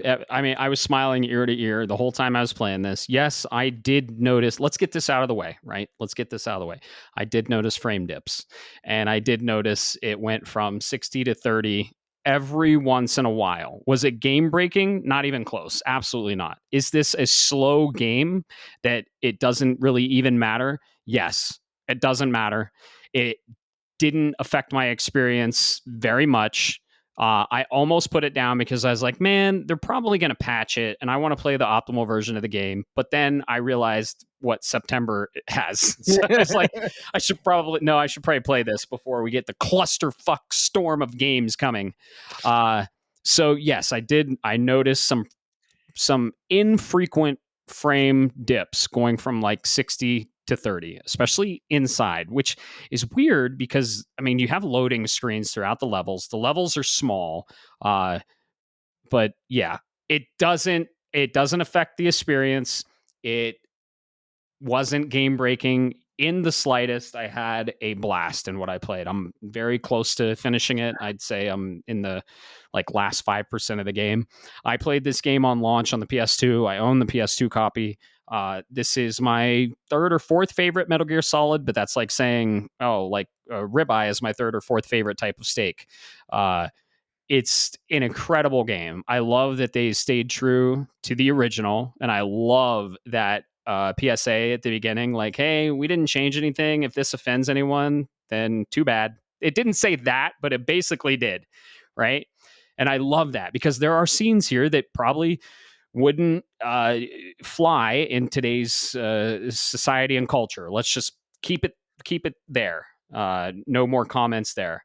And I like there are very beautiful female women that Snake hits on, and they hit on him, and it's awesome. And it's got that Bond feel. I hope Bond does the same thing. 007 First Light. I hope they lean into the Bond aspect that we all know. Like he gets with beautiful women, right?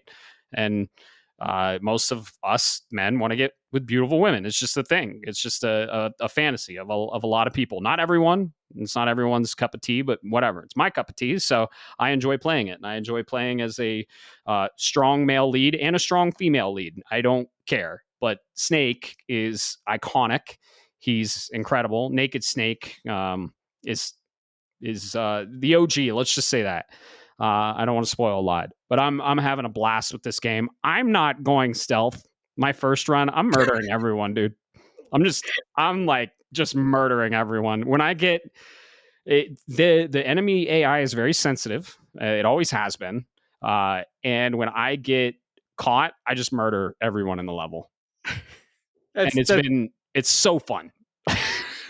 that's amazing to hear because I play the Yeah, exact opposite of this game. right. Right. And I plan to do a sneaky run, right? I do want to get the trophy of not killing anyone the entire run. I looked at my kill count, it's 260. What the fuck? I maxed out Yeah. at 20 in like one Right. run, and that's because I just got murder happy in the last couple of Yeah, no, sequences. I'm just murdering everyone. It's feeling good, and I'm definitely not being the snake that everyone knows. I'm just going around murdering everyone, and I'm looking for the frogs. I'm looking for the collectibles. You got to have a murder run, and then you got to have a sneaky run, and then you got to have a collectible run, right? You got to have all those runs, but yeah, dude, this game is so true to the original. It's gorgeous. UE5. I mean, the I think it has ray tracing. If it doesn't, then whatever. Death Stranding didn't have ray tracing, and that blew my mind. Death Stranding 2. So gorgeous game. Some of the boss fights and some of those set pieces, man. If you've never played a Metal Gear Solid, uh, play this. Play Snake Eater. Play Delta. It's called Delta because Konami is gearing up to bring us Twin Snakes, Sons of Liberty, and Guns of the Patriots. All four. And I don't think they're going to bring 5 because 5 is on PS4, right? But You're right. 5 is on PS4. yeah, so they're not gonna. They might remaster that, but it won't be part of the remake quad set of games. Because I mean, Delta is the Greek symbol for 4. Okay, so they're setting something up, and they're going in a chronological lore order, not chronologically released. We got Metal Gear Solid 1 on PS1, Metal Gear Solid 2 on PS2, Metal Gear Solid 3 on PS2, and then Metal Gear Solid 4 on PS3. So they're starting chronologically with which 3, it says on the splash screen of the PS5, it says where it all started, right? So 3 starts it. Yes, you do get some callbacks to 1 and 2, but that those could be foreshadowing for people that play 3 for 1 and 2. You'll never get it. I mean, I'm going to give you the name of one trophy, and I'm not going to say anything else to the entire crew. This one trophy and everything that would be associated with it would go beyond the player, and I can think of other examples, but this Mhm. one is a big one. Time paradox. Right. Right. Everything about that. And the reason I say this is because Kojima games are an experience. And the only reason any of us ever found about that in the first MGS3 is because we played 1 and 2. Yeah. It's now, and this is just what I'm trying to what I'm saying is if you want to play like if you want to get the full experience, if you want to play the quote unquote the best way to play, go play Metal Delta. I highly recommend the game. Um, Yeah. um, but if you actually care and you want the context, and I say this mostly because I know the younger generations likes their lore, and you really want that lore, you need to play 1, 2, then you go play 3, or I mean, 1, 2, go play 4, then do 3, then do 5, because that right there is going to give you. It's kind of like the old Star Wars way of chopping up the Well, yeah, movies. which I agree with that way for Star Wars. But Yeah, these games haven't aged well, Bob. They they are nostalgic and they're precious to us, okay? with most of the people out there that are gaming now, they haven't aged well. And Metal Gear Solid Delta Snake. I know I'm right there with you. I'm like, kids these days, right? But it's just the reality, okay? And I love that they brought this PS2 game and they give you the option. I love the option, right? You can play the original style or the new style. I'm playing the new style. I want to check out the original style though.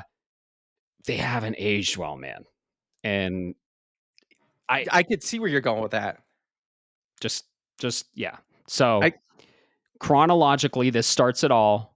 And yeah, I totally get it. I think like the ultimate Star Wars way to watch Star Wars. I think they say 1, 2, 4, 5, 3, 6, right? Or something like that. Anyway, yeah, it's all something jumbled like up. that. It's all jumbled up. Konami's No, it's releasing these and what is it? it's 4, 5, 1, 2, 3, 6. Yes, 4, 5, 1, 2, 3, 6. And I think that's a great way to watch it. And yeah, once all 4 of these are out, it'll be a great way to play it. Right now, it's not. I'm sorry. I know, I I know, I know. We are hardcore no, fans that grew up with this shit, Bob. no, what I'm We ser what were kids when we played it, and we can see through the flaws that other people will see in the quality of life stuff and the tank controls, right? But like I fired up Legend of Zelda Ocarina of Time and I fired up Super Mario 64 and I took my nostalgia goggles off and I took my child goggles off for a bit and I was like, ooh, this camera control sucks. Sorry, you're but it right. does. You're right. Those are some games that do that, and I can take those glasses off because I think while I love Ocarina of Time to death, I think objectively it has not it's aged like milk. But there are some games that truly, truly age like fine wine, okay? Half-Life, for example, is one of those. Objectively, you might think it looks terrible if I showed it to you, but I've had some of my kids play Half-Life, and they're like my son in particular was like, "Dad, this game is fucking awesome," because he understood the Right. experience behind the game. I think Mhm. BioShock is one of those because ultimately, I think a BioShock has aged like fine wine, but it is rough around the edges. I think Metal Gear Solid, the very first one, is one of those games, and I don't, and I keep because they are experiential. They are not about the gameplay, and they're not about they are truly experiential, and that's what modern gamers are looking for. They're looking for the experience. They're looking for the lore. Look at some of the stuff that's played. Look at the Five Nights at Freddy's. Five Nights at Freddy's plays like dog shit. Yeah. Um, for sure. I mean, I don't know. We could have a main topic on this I shit. feel like we should, man, because Yeah. yeah. But anyways, go Maybe play we can. Delta. Go play Delta. It's great. It's one of Kojima's. I mean, Kojima's favorite IP. My favorite IP from Kojima is Metal Gear Solid. My favorite Metal Gear Solid is 1. Probably after that 2. And I'd say 4. I really like 4. So I really liked 4. But yeah, MGS 1 is my favorite. But wait for them to remake it, and it's going to be great. It's going to be great. Might get it in a few years.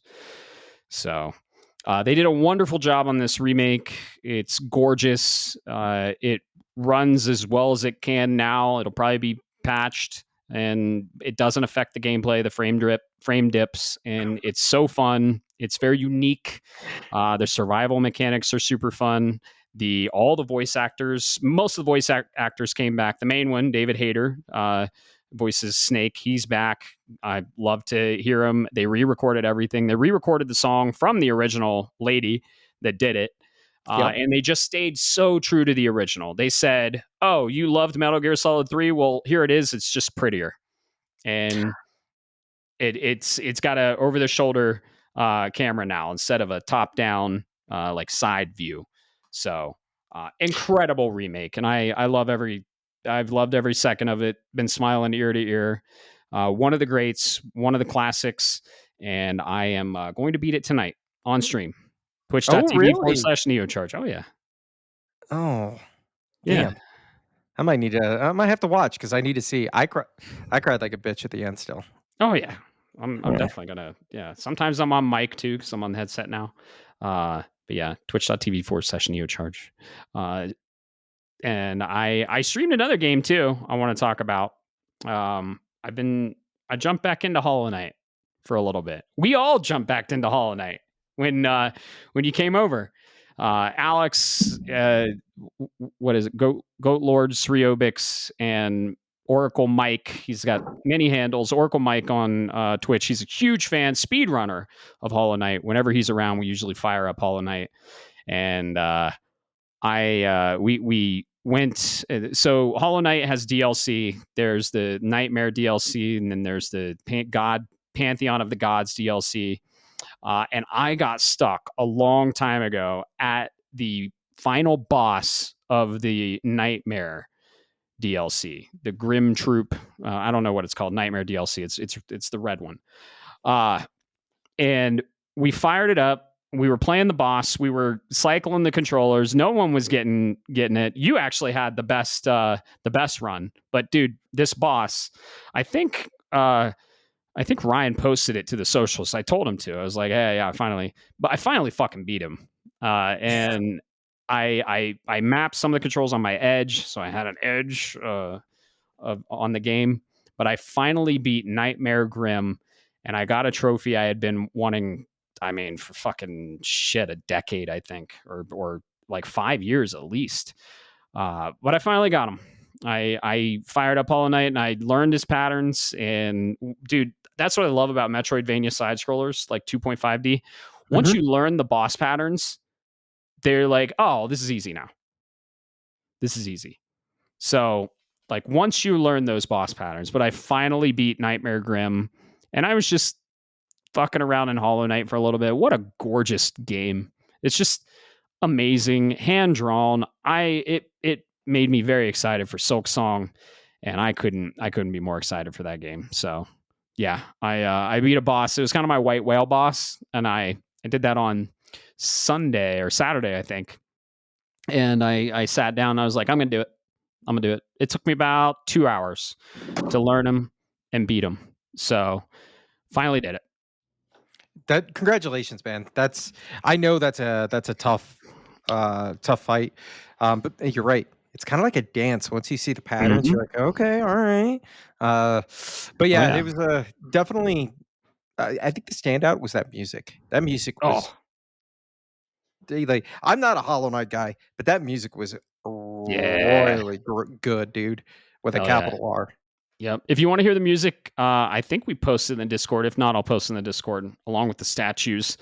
And yeah, some of the best music in the game. Very Castlevania esque because this game is pretty inspired by Castlevania. I mean, Castlevania is one of the fathers. You could call Castlevania the father of a Metroidvania, and Metroid the mother of the Metroidvania.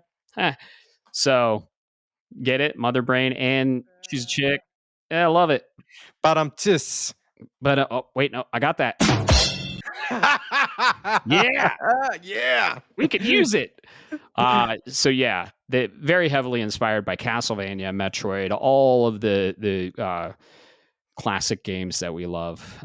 And yeah, the music of that fight, incredible. You fired up a game that you're thinking about streaming on the Shapes of Gaming Twitch. We have a Twitch now, by the way, which probably Shapes of Gaming, twitch.tv/Shapes of Gaming. We're might be streaming on that every once in a while. So if you want to know when we're streaming and what we're streaming, go there and follow and turn on notifications, and you'll get notified when we're live. Bob and I are going to be playing some Haze Light co-op games. We're probably going to be playing some Gears of War. We're definitely going to play on mic. We're going to try and play on mic and video, see if we can get that squared away. We got a video audio production guy now, Alex, shout out. So we're figuring all that out. Along with, we're probably going to be streaming events on there too, like the major ones. Hopefully a Nintendo Direct comes with the inevitable Metroid news that we want to stream and give our live reactions to. So we're working on that. But yeah, you fired up a game that you kind of got the itch for, and you might stream. What game was that? Oh, yeah, shit, sorry, guys. I was literally like, "What game is he talking about?" Uh, no, that makes sense. Hollow Knight got me in the mood, man. Yep. Uh, so, I I get you at first, we tried using it through your emulation system, your retro emulate, delay doesn't work for this game, so Yep. don't no, no, no. So it's available on a collection on the PlayStation 5, PS4 actually, sorry, How about it? um, and, Mega Man X, if you recall back, second favorite game, it still is, um, and it got me in a mood. It was so easy. It was like riding a bicycle. It's a familiar friend. I'm like, yep, I could go here, and then I'm gonna do this, and then I'm gonna do this, and I'm gonna do this, and I'm gonna go to this mission, and I'm gonna go get this. So uh, I'm kicking around the brain bucket. I'd have no problem doing it, especially now that I've got that edge that controller, so I can map buttons properly. For those Changes excuse the me, for game. the ones that you don't understand is like you get a dash in this like you did in Mega Man 3, and you finally get a dash, but you have to either double tap the same direction twice or you have to press circle. But because you're constantly jumping and shooting, you're going from X and square, and I'm talking about on the PS5 controller, and then trying to move your thumb to hit that circle. It's really, really hard to go to make that shift when you're doing a fast-paced shooter like this. So, at the end of the day, I'll probably do it. Shouldn't take but a day's worth of streaming to do. Yeah, you should. Speaking of awesome music, man, you beat you no hit Chill Penguin. Let's not be modest on here. You no hit Chill Penguin, almost no hit Spark Mandrill, but dude, that Spark Mandrill uh, level music is some of my fave in Mega Man X. It's so good. And dude, Magfest is going to be themed this way, so that music is just going to be everywhere at this fucking event slash convention slash festival slash amazing best time ever. Yeah, that was fun. And yeah, shout out to the collection. You can get they were on sale. They're on sale maybe still. You can get X and X4 for $8. So Mhm. X through X4. And then yeah, the second collection, I forget what games they have, but I picked that up too. I got both of them. So yeah, originally for the Super Nintendo. Wasn't one on the PS1. Mega Man X? Yeah, was there one on the PS1 or did they go Oh, no, no, so they started on this SNES and then migrated to the yeah. PlayStation Yeah. 1, later Yeah. on. So 1, 2, and 3 are on the SNES, and then they go to Right. X4 through X8, or 9 through on the PlayStation. Don't Yeah. you can play 'em. I'm not fans of them, but 4 is okay, Gotcha. but yeah, that's a different story. Yeah. Gorgeous pixel art. We were playing on OLED. That was fun. So yeah, you should definitely stream it. So we're gonna get some streams going on there whenever we have time because this month is a fucking clusterfuck, isn't it, Bob? Look at that. Look at that. Two incredible segues. I'm just saying. Uh, anything else we were playing? Anything else you're playing? We've basically been playing Metal Gear Solid Delta. I played Hollow Knight, played some Mega Man X, played some Smash over at Alex's. That was fun. Whooped some Yeah, ass. Got my ass beat. Whooped some ass. Uh, yeah, anything else? so I don't remember if I mentioned it last week, but I'm gonna call it out again here. First off, I did look. It is available. They're on sale on the PlayStation Store. So there's the Mega Man Sweet. X Legacy Collection and then the Legacy Collection 2.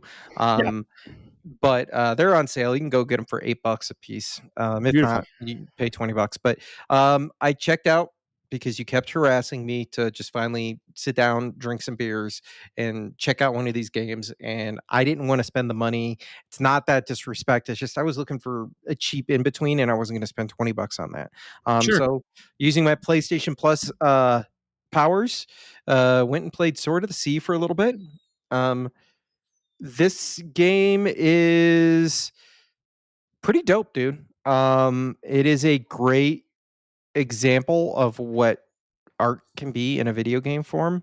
You're riding around just on this sword. The the skateboard I don't wanna say skateboarding aspects of it, but really kinda what you're doing in some pieces, feel really good. They're very sharp. Uh, you there's not a lot of you don't really have to worry about combat in this, in Sword of the Sea. This is a just go here, do this, kind of do around platforming, a little bit of puzzle, explore kinda game. Um, Yep. You never for do with giant squid games. They're Oh, more really? about the experience. Yeah, there's no combat. I mean, there is combat in the Pathless, but they don't rely on it. So in the Pathless, you do have a bow and arrow. Incredible fucking game. If you like Sword of the Sea, you'll love the Pathless. But giant squid games or that game company games are more of the experience. There's not a lot of combat in there.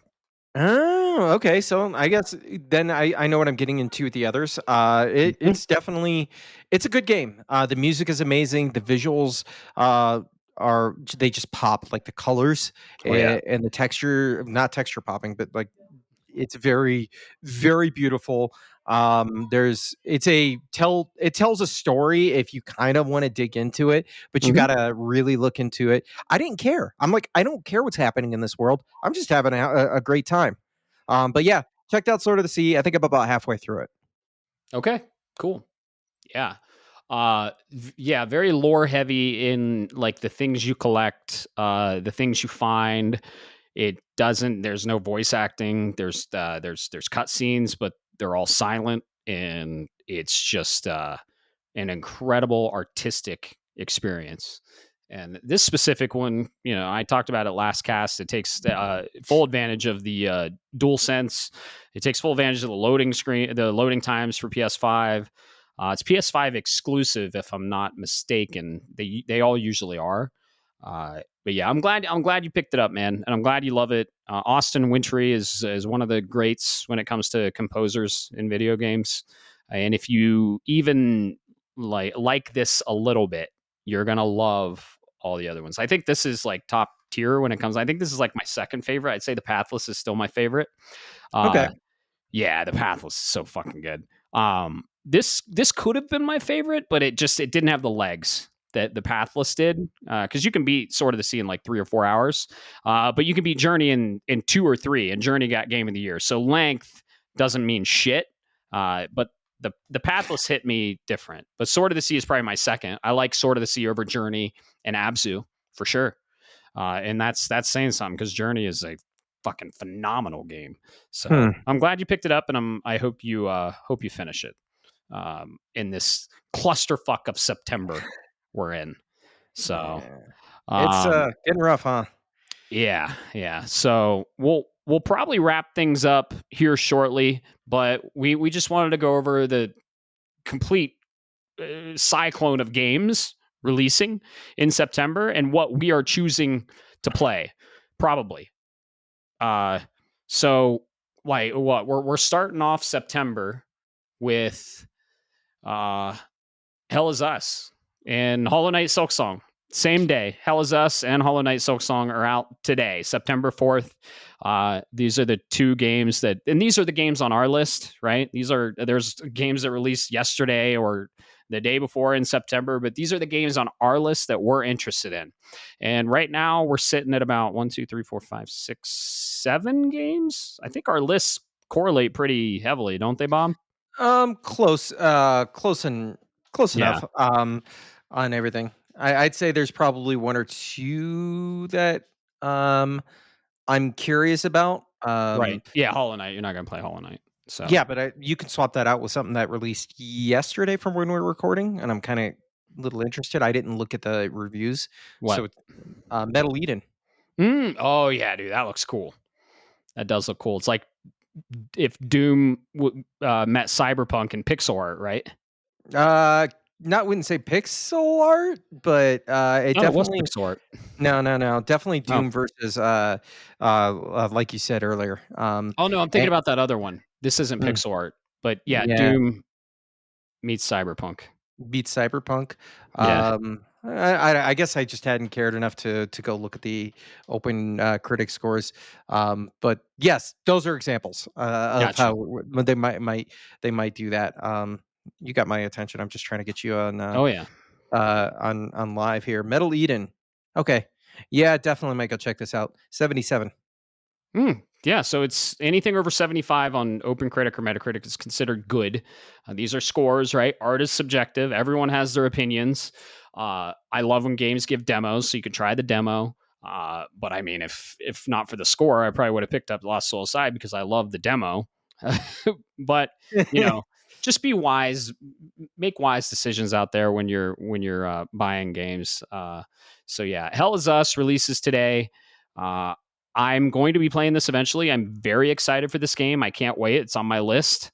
But Hollow Knight Silksong releases same exact day. So guess what? Hollow Knight Silksong wins. I'm playing this game probably now as you're listening to this podcast and streaming it on my Twitch channel. And I couldn't be more excited for this game. I liked Hollow Knight Silksong before it was cool. So just saying, I was interested in Hollow Knight Silksong when it was released or when it was announced as DLC for the original, and then it took a while. Now it's basically just created and gathered this like huge following and huge crowd and fans, which warms my soul, and I love it. But like, I was part of the core when it was niche, you know, and I'm very excited for this game. So playing that, and then Chronos: The New Dawn releases tomorrow, so Friday. I'm very excited for this game. We both are very excited for this game. Yep. So, but I'm not getting it on launch because weirdly, and this is I think one of the first or one of the few that have done this, it releases September 5th for digital, but September 19th for physical. I And you bet your goddamn ass I'm getting a physical. So I'm going to wait. And I think this game, because of the things that are coming out very shortly after this that we're all in on, this is going to be our October spooky survival horror game, right? Maybe. And the only reason I give that asterisk is because if I don't slow down on the purchases, the wife's gonna get mad because she's gonna be like, "Well, I don't know what to get you for Christmas." Mm. So this is definitely might be one of those that I like. Hey, this is gonna be my spooky Ah, game. Worst case, I'll find something else. But it's definitely on my list. Like I'm excited for this. I'm yeah. 100% all for this. Well, one that releases in October, the second scary game I'm going to play in October is Little Nightmares 3. So maybe you could play Little Nightmares 1, then 2, and then play 3. Highly recommended. Highly Maybe. recommended. 1 Yeah. was recently remastered. I think 2 is probably going to get remastered at some point too. We'll So, see how it shakes out, yeah, yeah, because right. there's a problem, and it's at the end of the month, Matt. But after Chronos New Dawn, 7 days after, this is a put down everything and both of us play. We're getting Borderlands 4, September 12th. So yeah, we're Yeah. both shrugging our shoulders. I mean, right? But like Kronos has to take a back seat, and Hell is Us has to take a back seat for me, because I'll be playing Hollow Knight Silksong. I'll probably go for the platinum on Hollow Knight Silksong, and that'll take me probably into Borderlands 4 if I wasn't mistaken. I get about 20 to 25 hours a week of gaming, and Hollow Knight to platinum it. I technically have the platinum in the base game, but I didn't do the DLC, and they combined the DLC with the base game, so I technically don't have the platinum, but I technically do. I don't want to get into it. It took about 60 hours to platinum. So Ugh, yeah, that's rough. I mean, I say that only because I know that feeling.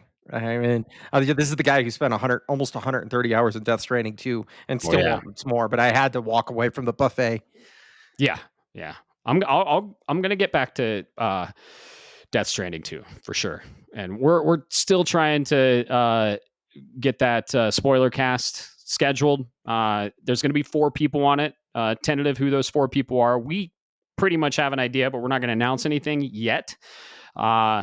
And we're just trying to coordinate schedules. We think we have it down, and we'll, we'll announce it the day of probably. They're like, hey, surprise, we got a spoiler cast. So we might have something scheduled. We don't know yet. So, but we're excited to talk about that. Let's see. So you're going to put everything down for Borderlands 4, right? I Oh, mean, absolutely. that's a day one, right? Yeah, me too. Me too. The bear shits in the woods, right? Yeah. Do you know who you're gonna main? I still haven't decided yet, man. Oh, the minute I saw this character, I said, "That's the fucking chick I'm gonna main." Yeah. Vex, and I'm usually a Siren. I usually play the Siren. I played Lilith in one, and then I played or who was one? That was Lilith, right? Yeah. Yeah. And then I played Maya in two, and then I Mhm. played Amara in And three. I'm gonna go with my Siren streak. I'm gonna play Vex. It's a Siren Necromancer, like with just a dark build. Hell yeah, dude. I'm so excited for this game. I can't wait. I yeah, I definitely get I'm with you, man. I what's funny is when I played Borderlands 1, obviously I didn't see the well, I'm not gonna say obviously, but I didn't have any previews. I had no clue what I was getting into. So I Same went here. with I looked and I was like, oh, hey, wait, they got a sniper class? Fuck it. Let's go play this guy called Mordecai." And I Mordecai. and I fell in love with him. Number 2 snuck up on me for various reasons, but it snuck up on me and I was like, "Oh fuck, Borderlands 2 is out." Loaded it up. Me and 3 other buddies all plugged in to the same console, loaded up we all started playing, and I was like, "Wait, this guy can dual weapons? Fuck it, I'm gonna play Salvador. Salvador." Number 3 was the first one in the series where I was like, "Oh, I know who I'm playing as." So we'll see. I think number 4 is gonna be just like any other experience, almost every other experience, where I'm gonna go and I'm gonna look and I'm gonna just decide on the fly. And I only say that because I know I never played the Siren. Mm, So yeah. you have when we play together, we don't have to worry about overlapping classes. It's just Right. not gonna happen. Right. Yeah. I fucking love Borderlands. I played them all, loved them all. I two is my favorite when it comes to story. Three is my favorite mechanically and to play it, and four, from what I've seen, just adding a ton of quality of life stuff. So this is one that we are playing day one, putting everything down. If I haven't platinum Silk Song, oh well. I will have beat Silk Song. So if I haven't beat Silk Song by then, I fucking hope I have. If I haven't, I will probably beat Silk Song before I play Borderlands. I'm sure I'm going to beat Silk Song before September 12th, which will give me what 8 days. I'm sure I'll beat Silk Song in 8 days. But I'm gonna try and go for the platinum. I don't want to rush Silk Song, so might not get to the platinum, but everything's getting put down for Borderlands 4. How are you? How are you on Silent Hill F? Because Silent Hill F comes out like 10, 13 days later Later, uh, after Borderlands 4. So we're gonna s be playing Borderlands. sorry, Silent Hill. Yeah. It sucks. But at the end of the day, I the September's so hosed, and I know the way Borderlands is one of the games for me this year. Like Metal Gear Solid Delta, but I knew Delta wasn't going to take that long because Snake Eater wasn't that long either. Um, but we're talking Borderlands, so I knew I could sneak it in before Borderlands. Borderlands 2, I played on the 360, I played on the PS4, I've done the collection on 5. I have put hundreds and hundreds and hundreds of hours into Borderlands. Mm-hmm. Uh, 2 alone, let alone the others. Uh, I am going to continue to play Borderlands until I'm finally tired of it, and Mm-hmm. it's gonna take a while. This is gonna be another I could realistically see this being another 80 to 120 hours and Oh yeah. just being like, "Oh, alright, I need to back away." Yep. I think it's going to be a huge pleasant surprise for everyone. And from what I'm hearing, it's the best Borderlands so far. So I have high hopes for this game. And Borderlands, even though 5 days after Silent Hill F, I'm extremely excited for Silent Hill F. But again, like 5 days later, Final Fantasy Tactics, the Evilise Chronicles come out. I'm Yep. also very excited for that one. But it's bleeding into October, and there's a game very early on in October that is a put down everything for me and play as well. That's Ghosts of Yote. So, I mean, Ghost of Tsushima was I top three for that year. There was a ton of really good shit that year. It might have even been my game of the year. I don't know. I'll have to go back and look. Um, but I think it was. And so I'm very excited for Ghost of Yotei. But so Borderlands 4 is taking the cake for me in September. I'd say the two that are taking the cake, like, is Hollow Knight Silksong, of course, and Borderlands 4. I don't think I'm going to get to anything else before I get to Ghost of Yotei. I think, yeah, I think, Probably. yeah. So you're probably going to play Final Fantasy Tactics on launch unless we're still playing Borderlands 4. So I'm gonna play Final Fantasy Tactics on launch. Yeah. I think the way, even if you give up, I don't want to say give up. Even when you are ultimately gone out of this, I play Borderlands not just by myself Right. and not just with my friends. I heavily play this game with my wife. It is one of the very few games that I can actively get her in on. So this is going to end up being a Borderlands. I'm that kind of guy who's going to play Borderlands, and I'm going to have a character that's for my playthrough with the wife. Mm-hmm. I'm gonna have a Mm-hmm. character for my playthrough with you. I'm gonna have a character that's solo. So that's why it's really hard for me to answer who I'm playing first, because it's gonna depend on who I'm playing with first, and it's probably gonna be my wife. Yep. Yep. And yeah, to be clear, I'm the same way. I'm going to be playing Borderlands probably for the remainder of the year. And if you want to play with us, let us know. Let us know in the Discord. Hit us up if you're a Borderlands fan. Hop in. We'll shoot some bandits together. But I'm talking campaign. So are we going to beat the campaign before October 2nd? Because these campaigns can get lengthy. I could bang out the campaign probably. Yeah, depending, right? Like, how long was the campaign for 3? Wasn't it pretty long? Wasn't it like 40 hours? I want to say something like that. It's doable. Yeah. I remember it taking about 2 weeks, give or take. We could pound it out easily. Hey, Giggity.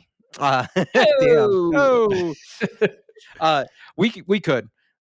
Uh, Yeah. and I think Ghost of Yotei looks amazing, and I'm Mhm. really excited for it. But like I said, I'm getting close to that's going to be right up in that holiday year, so I have to pick and choose where I'm planting my flag, as to which games I'm buying versus which games that are going to be gifted to me, even though I'm no, how Yeah. that goes. Um, and Evil East Chronicles is pre-ordered, Matt, and Evil East Chronicles comes out 3 days before Yotei. Yep. That's true. Sorry, I got Yote. them both pre-ordered. I'm really excited, but Evil East Chronicles is another one of those I could put multiple dozens of hours of games Oh, into that game. I will. And I hopefully this stays this way, but we have some catch-up months. November and December, I don't have anything in November and December. I don't know if you do, but I don't have anything in there. And yeah, do you have Uh, anything in November or December? I don't think I anything's been thought announced. I did. Let Check me. that. Yeah, I'm checking that. I know December I have something. What? Octopath Traveler 0. Ah, gotcha. Yeah. Never Um, got into Octopath. It's right up my alley, right? But it's just an IP. what about Luminous Zero. Horizon? No, never got into Luminous. I picked No. it up in the draft. Oh, really? I thought you picked it up because you're excited Uh-uh. for it. No, I picked it up because I needed a solid entry. Uh, because I dropped Metroid Prime 4. Dude, watch fucking Nintendo have a September event, right? A mid September event, and they shadow drop Metroid Prime 4. Oh my God. So here's the thing. That's the only thing that'll pull me away from any of these games. Prime 4 is my most anticipated game of the year. Yep. If Nintendo shadow drops that, I'm dropping every fucking single thing. They're not going to shadow drop it. They're not going to shadow drop this game, okay? They might have it hit in November, maybe even December. It's highly likely that they're going to delay it to next year. They might, though, shadow drop a trilogy in September. I don't think that would be a put down everything for me. I've played the games. I love them. I actually played Metroid Prime Remastered for the Switch back to back. I played normal mode and then hard mode to unlock everything. Mhm. One of my top favorite games of all time. It's in my top 10. I'll probably put that on the shelf till November. I'll buy it on launch if they shadow drop it, but I'll probably put it on the shelf for November. If they release Metroid Prime 4, though, everything's getting put down. I'll put down Ghost. I'll put down fucking Borderlands. I'll put down Hollow Knight. everything would be put down for that. I'm that big of a fucking Metroid fan. So Yeah, exactly, which is why yeah, Borderlands shuts everything else out, right? yeah, yeah. It's why we all have those games. Everybody has those games. I I was looking and I didn't even realize Slime Rancher 2 is out on the PlayStation, and Mm, I know you're like, "What the fuck, Slime Rancher?" It's a sequel to Slime Rancher. My kids love that game, so I nice. got a feeling if I go tell them, they're gonna be like, "Oh shit, Dad, I gotta go buy this game now." So the point is, we all have our stuff, and Yep. I'm really hoping you get your Metroid Prime 4. I don't want it this year. I want them to take their time on it. I want to get it next year. And I want a trilogy this year that I'll play at the end of the year and I'll stream it. Um, not just for my draft, but because please don't shadow drop Prime 4 in September. For the love of God. This month, this is one of February of last year. It was kind of like this, but this month is one of the worst. I mean, August was packed too. We got 3 months that are pretty packed. October is manageable, right? But September, man, is fucking packed. And these are just the games that we're interested in. There are other games that uh, might not be on our list that other people are interested in, and it's just, and it's because GTA was rumored to be launching sometime in this window, August, October, right? And when they said, no, we're not going to launch, the floodgates opened and everyone was like, well, shit, we were going to release our game next year because of GTA, but now we can release it this year. It's ready. Here you go. October. Yeah, Oh, when are you coming out? October. Oh, you know, so. it, and you know what's funny, and this is what I've been, or I've kind of alluded to in the past as well, and I've said is this is where you get to see the Venn diagram of which audiences overlap. Mm-hmm. And Mm-hmm. the reason I say that is you have games now coming in and they're trying to compete for your attention, but some of those games were scheduled and they didn't move even after the GTA announcement. They or before the GTA announcement. They were planning to walk into GTA in that area and knowing damn well because their audience didn't overlap. And then Silk Song announced, and a Mm-hmm. thousand fucking indie games said, "Oh shit, we got to get out of here." Right. So this is why I find it really entertaining. This is a unique flexion point within the industry that's kind of quietly going untalked about. Yeah. You're saying all of the right things, Matt. I love it. I love it because GTA moving created this vacuum, and this vacuum has just, I'm a little I'm an observer of things, and this is my observation. I love this. Keep it up, man. Take Yeah. Yeah, I love it. Love it. And then, yeah, dude, Shinobi. I really want to play Shinobi. That released end of August. Really want to play that. I'm just waiting on my physical copy from Limited Run. That's a game I really want to play. It's Metroidvania esque, is what they're saying. But like, dude, Hollow Knight comes out today, and I'm playing Hollow Knight, and then that's going right into Borderlands. And Borderlands is probably I might be able to squeeze something in there because I can play two games at once. I can play like a online multiplayer co-op and then a single player narrative driven. But Borderlands is kind of both. So once I finish the Borderlands campaign, I might play Shinobi while playing Borderlands, right? But it's going to go into Ghosts of Yote, and Ghosts of Yote, I'm going to put everything down to play Ghost. So yeah, and then it goes right into October, which we aren't even going to get a touch right now, but it's no, just going to cascade. So this is why you exactly. say those months are open. I'm so glad. No, November is Hmm. right. Yep. So watch them put Prime 4 right there in the middle of November, in the middle of your I catch up month. I I wouldn't be upset about that. Just don't shadow drop Prime 4 in September or even October for the love of God. And yeah, dude, watch them drop it in fucking late February when Resident Evil 9 releases. Oh, that's your I luck. can, yeah. Then here we get the cycle fucking continues. The Yes. cycle fucking continues. So, yeah, September's fucked. Your schedule is going to be MGS to what's next on your list? I know you're not playing Hollow Knight, but what are you going to pick up in between now and Borderlands? Chronos? No, Chronos is going to No. be a yeah. Yeah. So I'm gonna start off by saying I'm gonna finish Sword of the Sea. Um, Yeah, cool. And then, Happy to hear that. I've got a list of games that are on my shelf there, right Yeah. behind me that I haven't touched, or I've barely gotten started, and I'd like to dive more into. Okay. So we're talking about Suikoden 1 and 2. Hmm.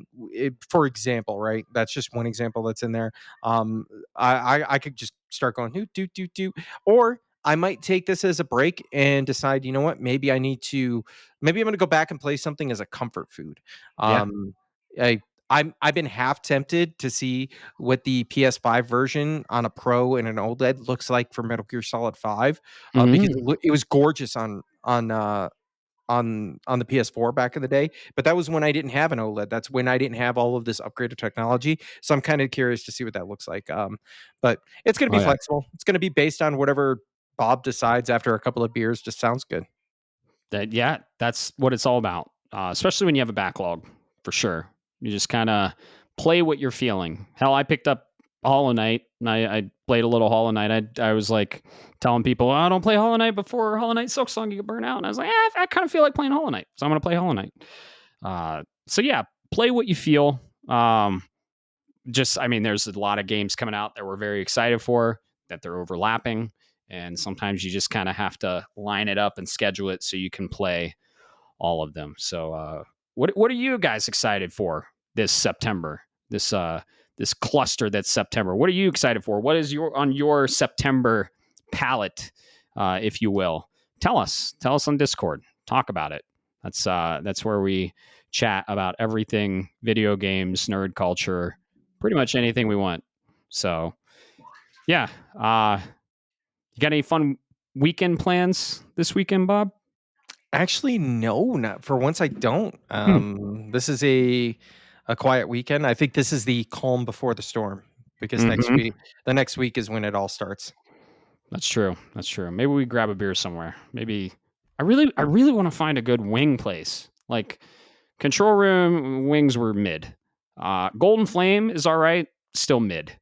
The best wing place I found here was Flighty Fowl. Yeah. The that food truck. So maybe we'll find which brewery that's at. But I'll probably be balls deep in Hollow Knight, Silk Song. Uh, and I'll be playing that. But here's the thing: if it's a really nice day out, I kind of feel guilty if I'm inside playing games and I'm not enjoying the outdoors. So I don't know. And I usually keep Saturdays for adventure times, and I might go into the mountains. I might one wheel. I don't know. I'm kind of like you with games. I wake up, I take a shower, and I'm like, what am I going to do today if I don't have any plans? So I might just fucking start driving west and find myself in the mountains and get into something up there. I don't know yet. I feel that. I Yeah. wake up and then I like get the clean well, depends. I might not take a shower right away, but I'll get up and okay, what does this day look like? And then I now you mention it, I do have to get out, and it's going to be cooler as far as I understand it, because I have some yard work that needs to be done. But Hmm. that's kind of shit I do. I go, okay, hey, oh shit, yeah, I need to do yard work. Oh shit, I needed to do this, and then I'll just go do it for a couple hours, and then I kind of get into the flow of the day. That's how I get my day started, is by Yeah. starting with a random chore, for Yep. example. Actually, I know what we're doing tomorrow, Friday. Uh, We're going to the chiropractor. oh shit, that's right. Yeah, hey, I totally forgot about that. Yeah, Need to chat with you about that offline. Not in a bad way. for I sure. just got some question. Yeah, no, for sure. Look, if your guys' back hurts, the listeners, if your guys' back hurts, so I have a unique physical condition, right? And I got to go to a chiropractor probably once a quarter. I could do everything except run, but check your shit out, man. And chiropractors, we're not fucking health advocates on this podcast, right? I'm just speaking from experience. We don't give health advice. Uh, but chiropractors aren't as bad as everyone says they are. And I have a really good one, and I'm excited for you to experience your first adjustment. So, yeah, we're going to go to the chiropractor. What a fucking old person thing to do. Oh, I'm excited to go to the chiropractor tomorrow. Oh shit! You gotta keep your back in check, everyone. Your back is like not a lot of people know this, but a lot of your organs and a lot of your shit in your body stems from your spine.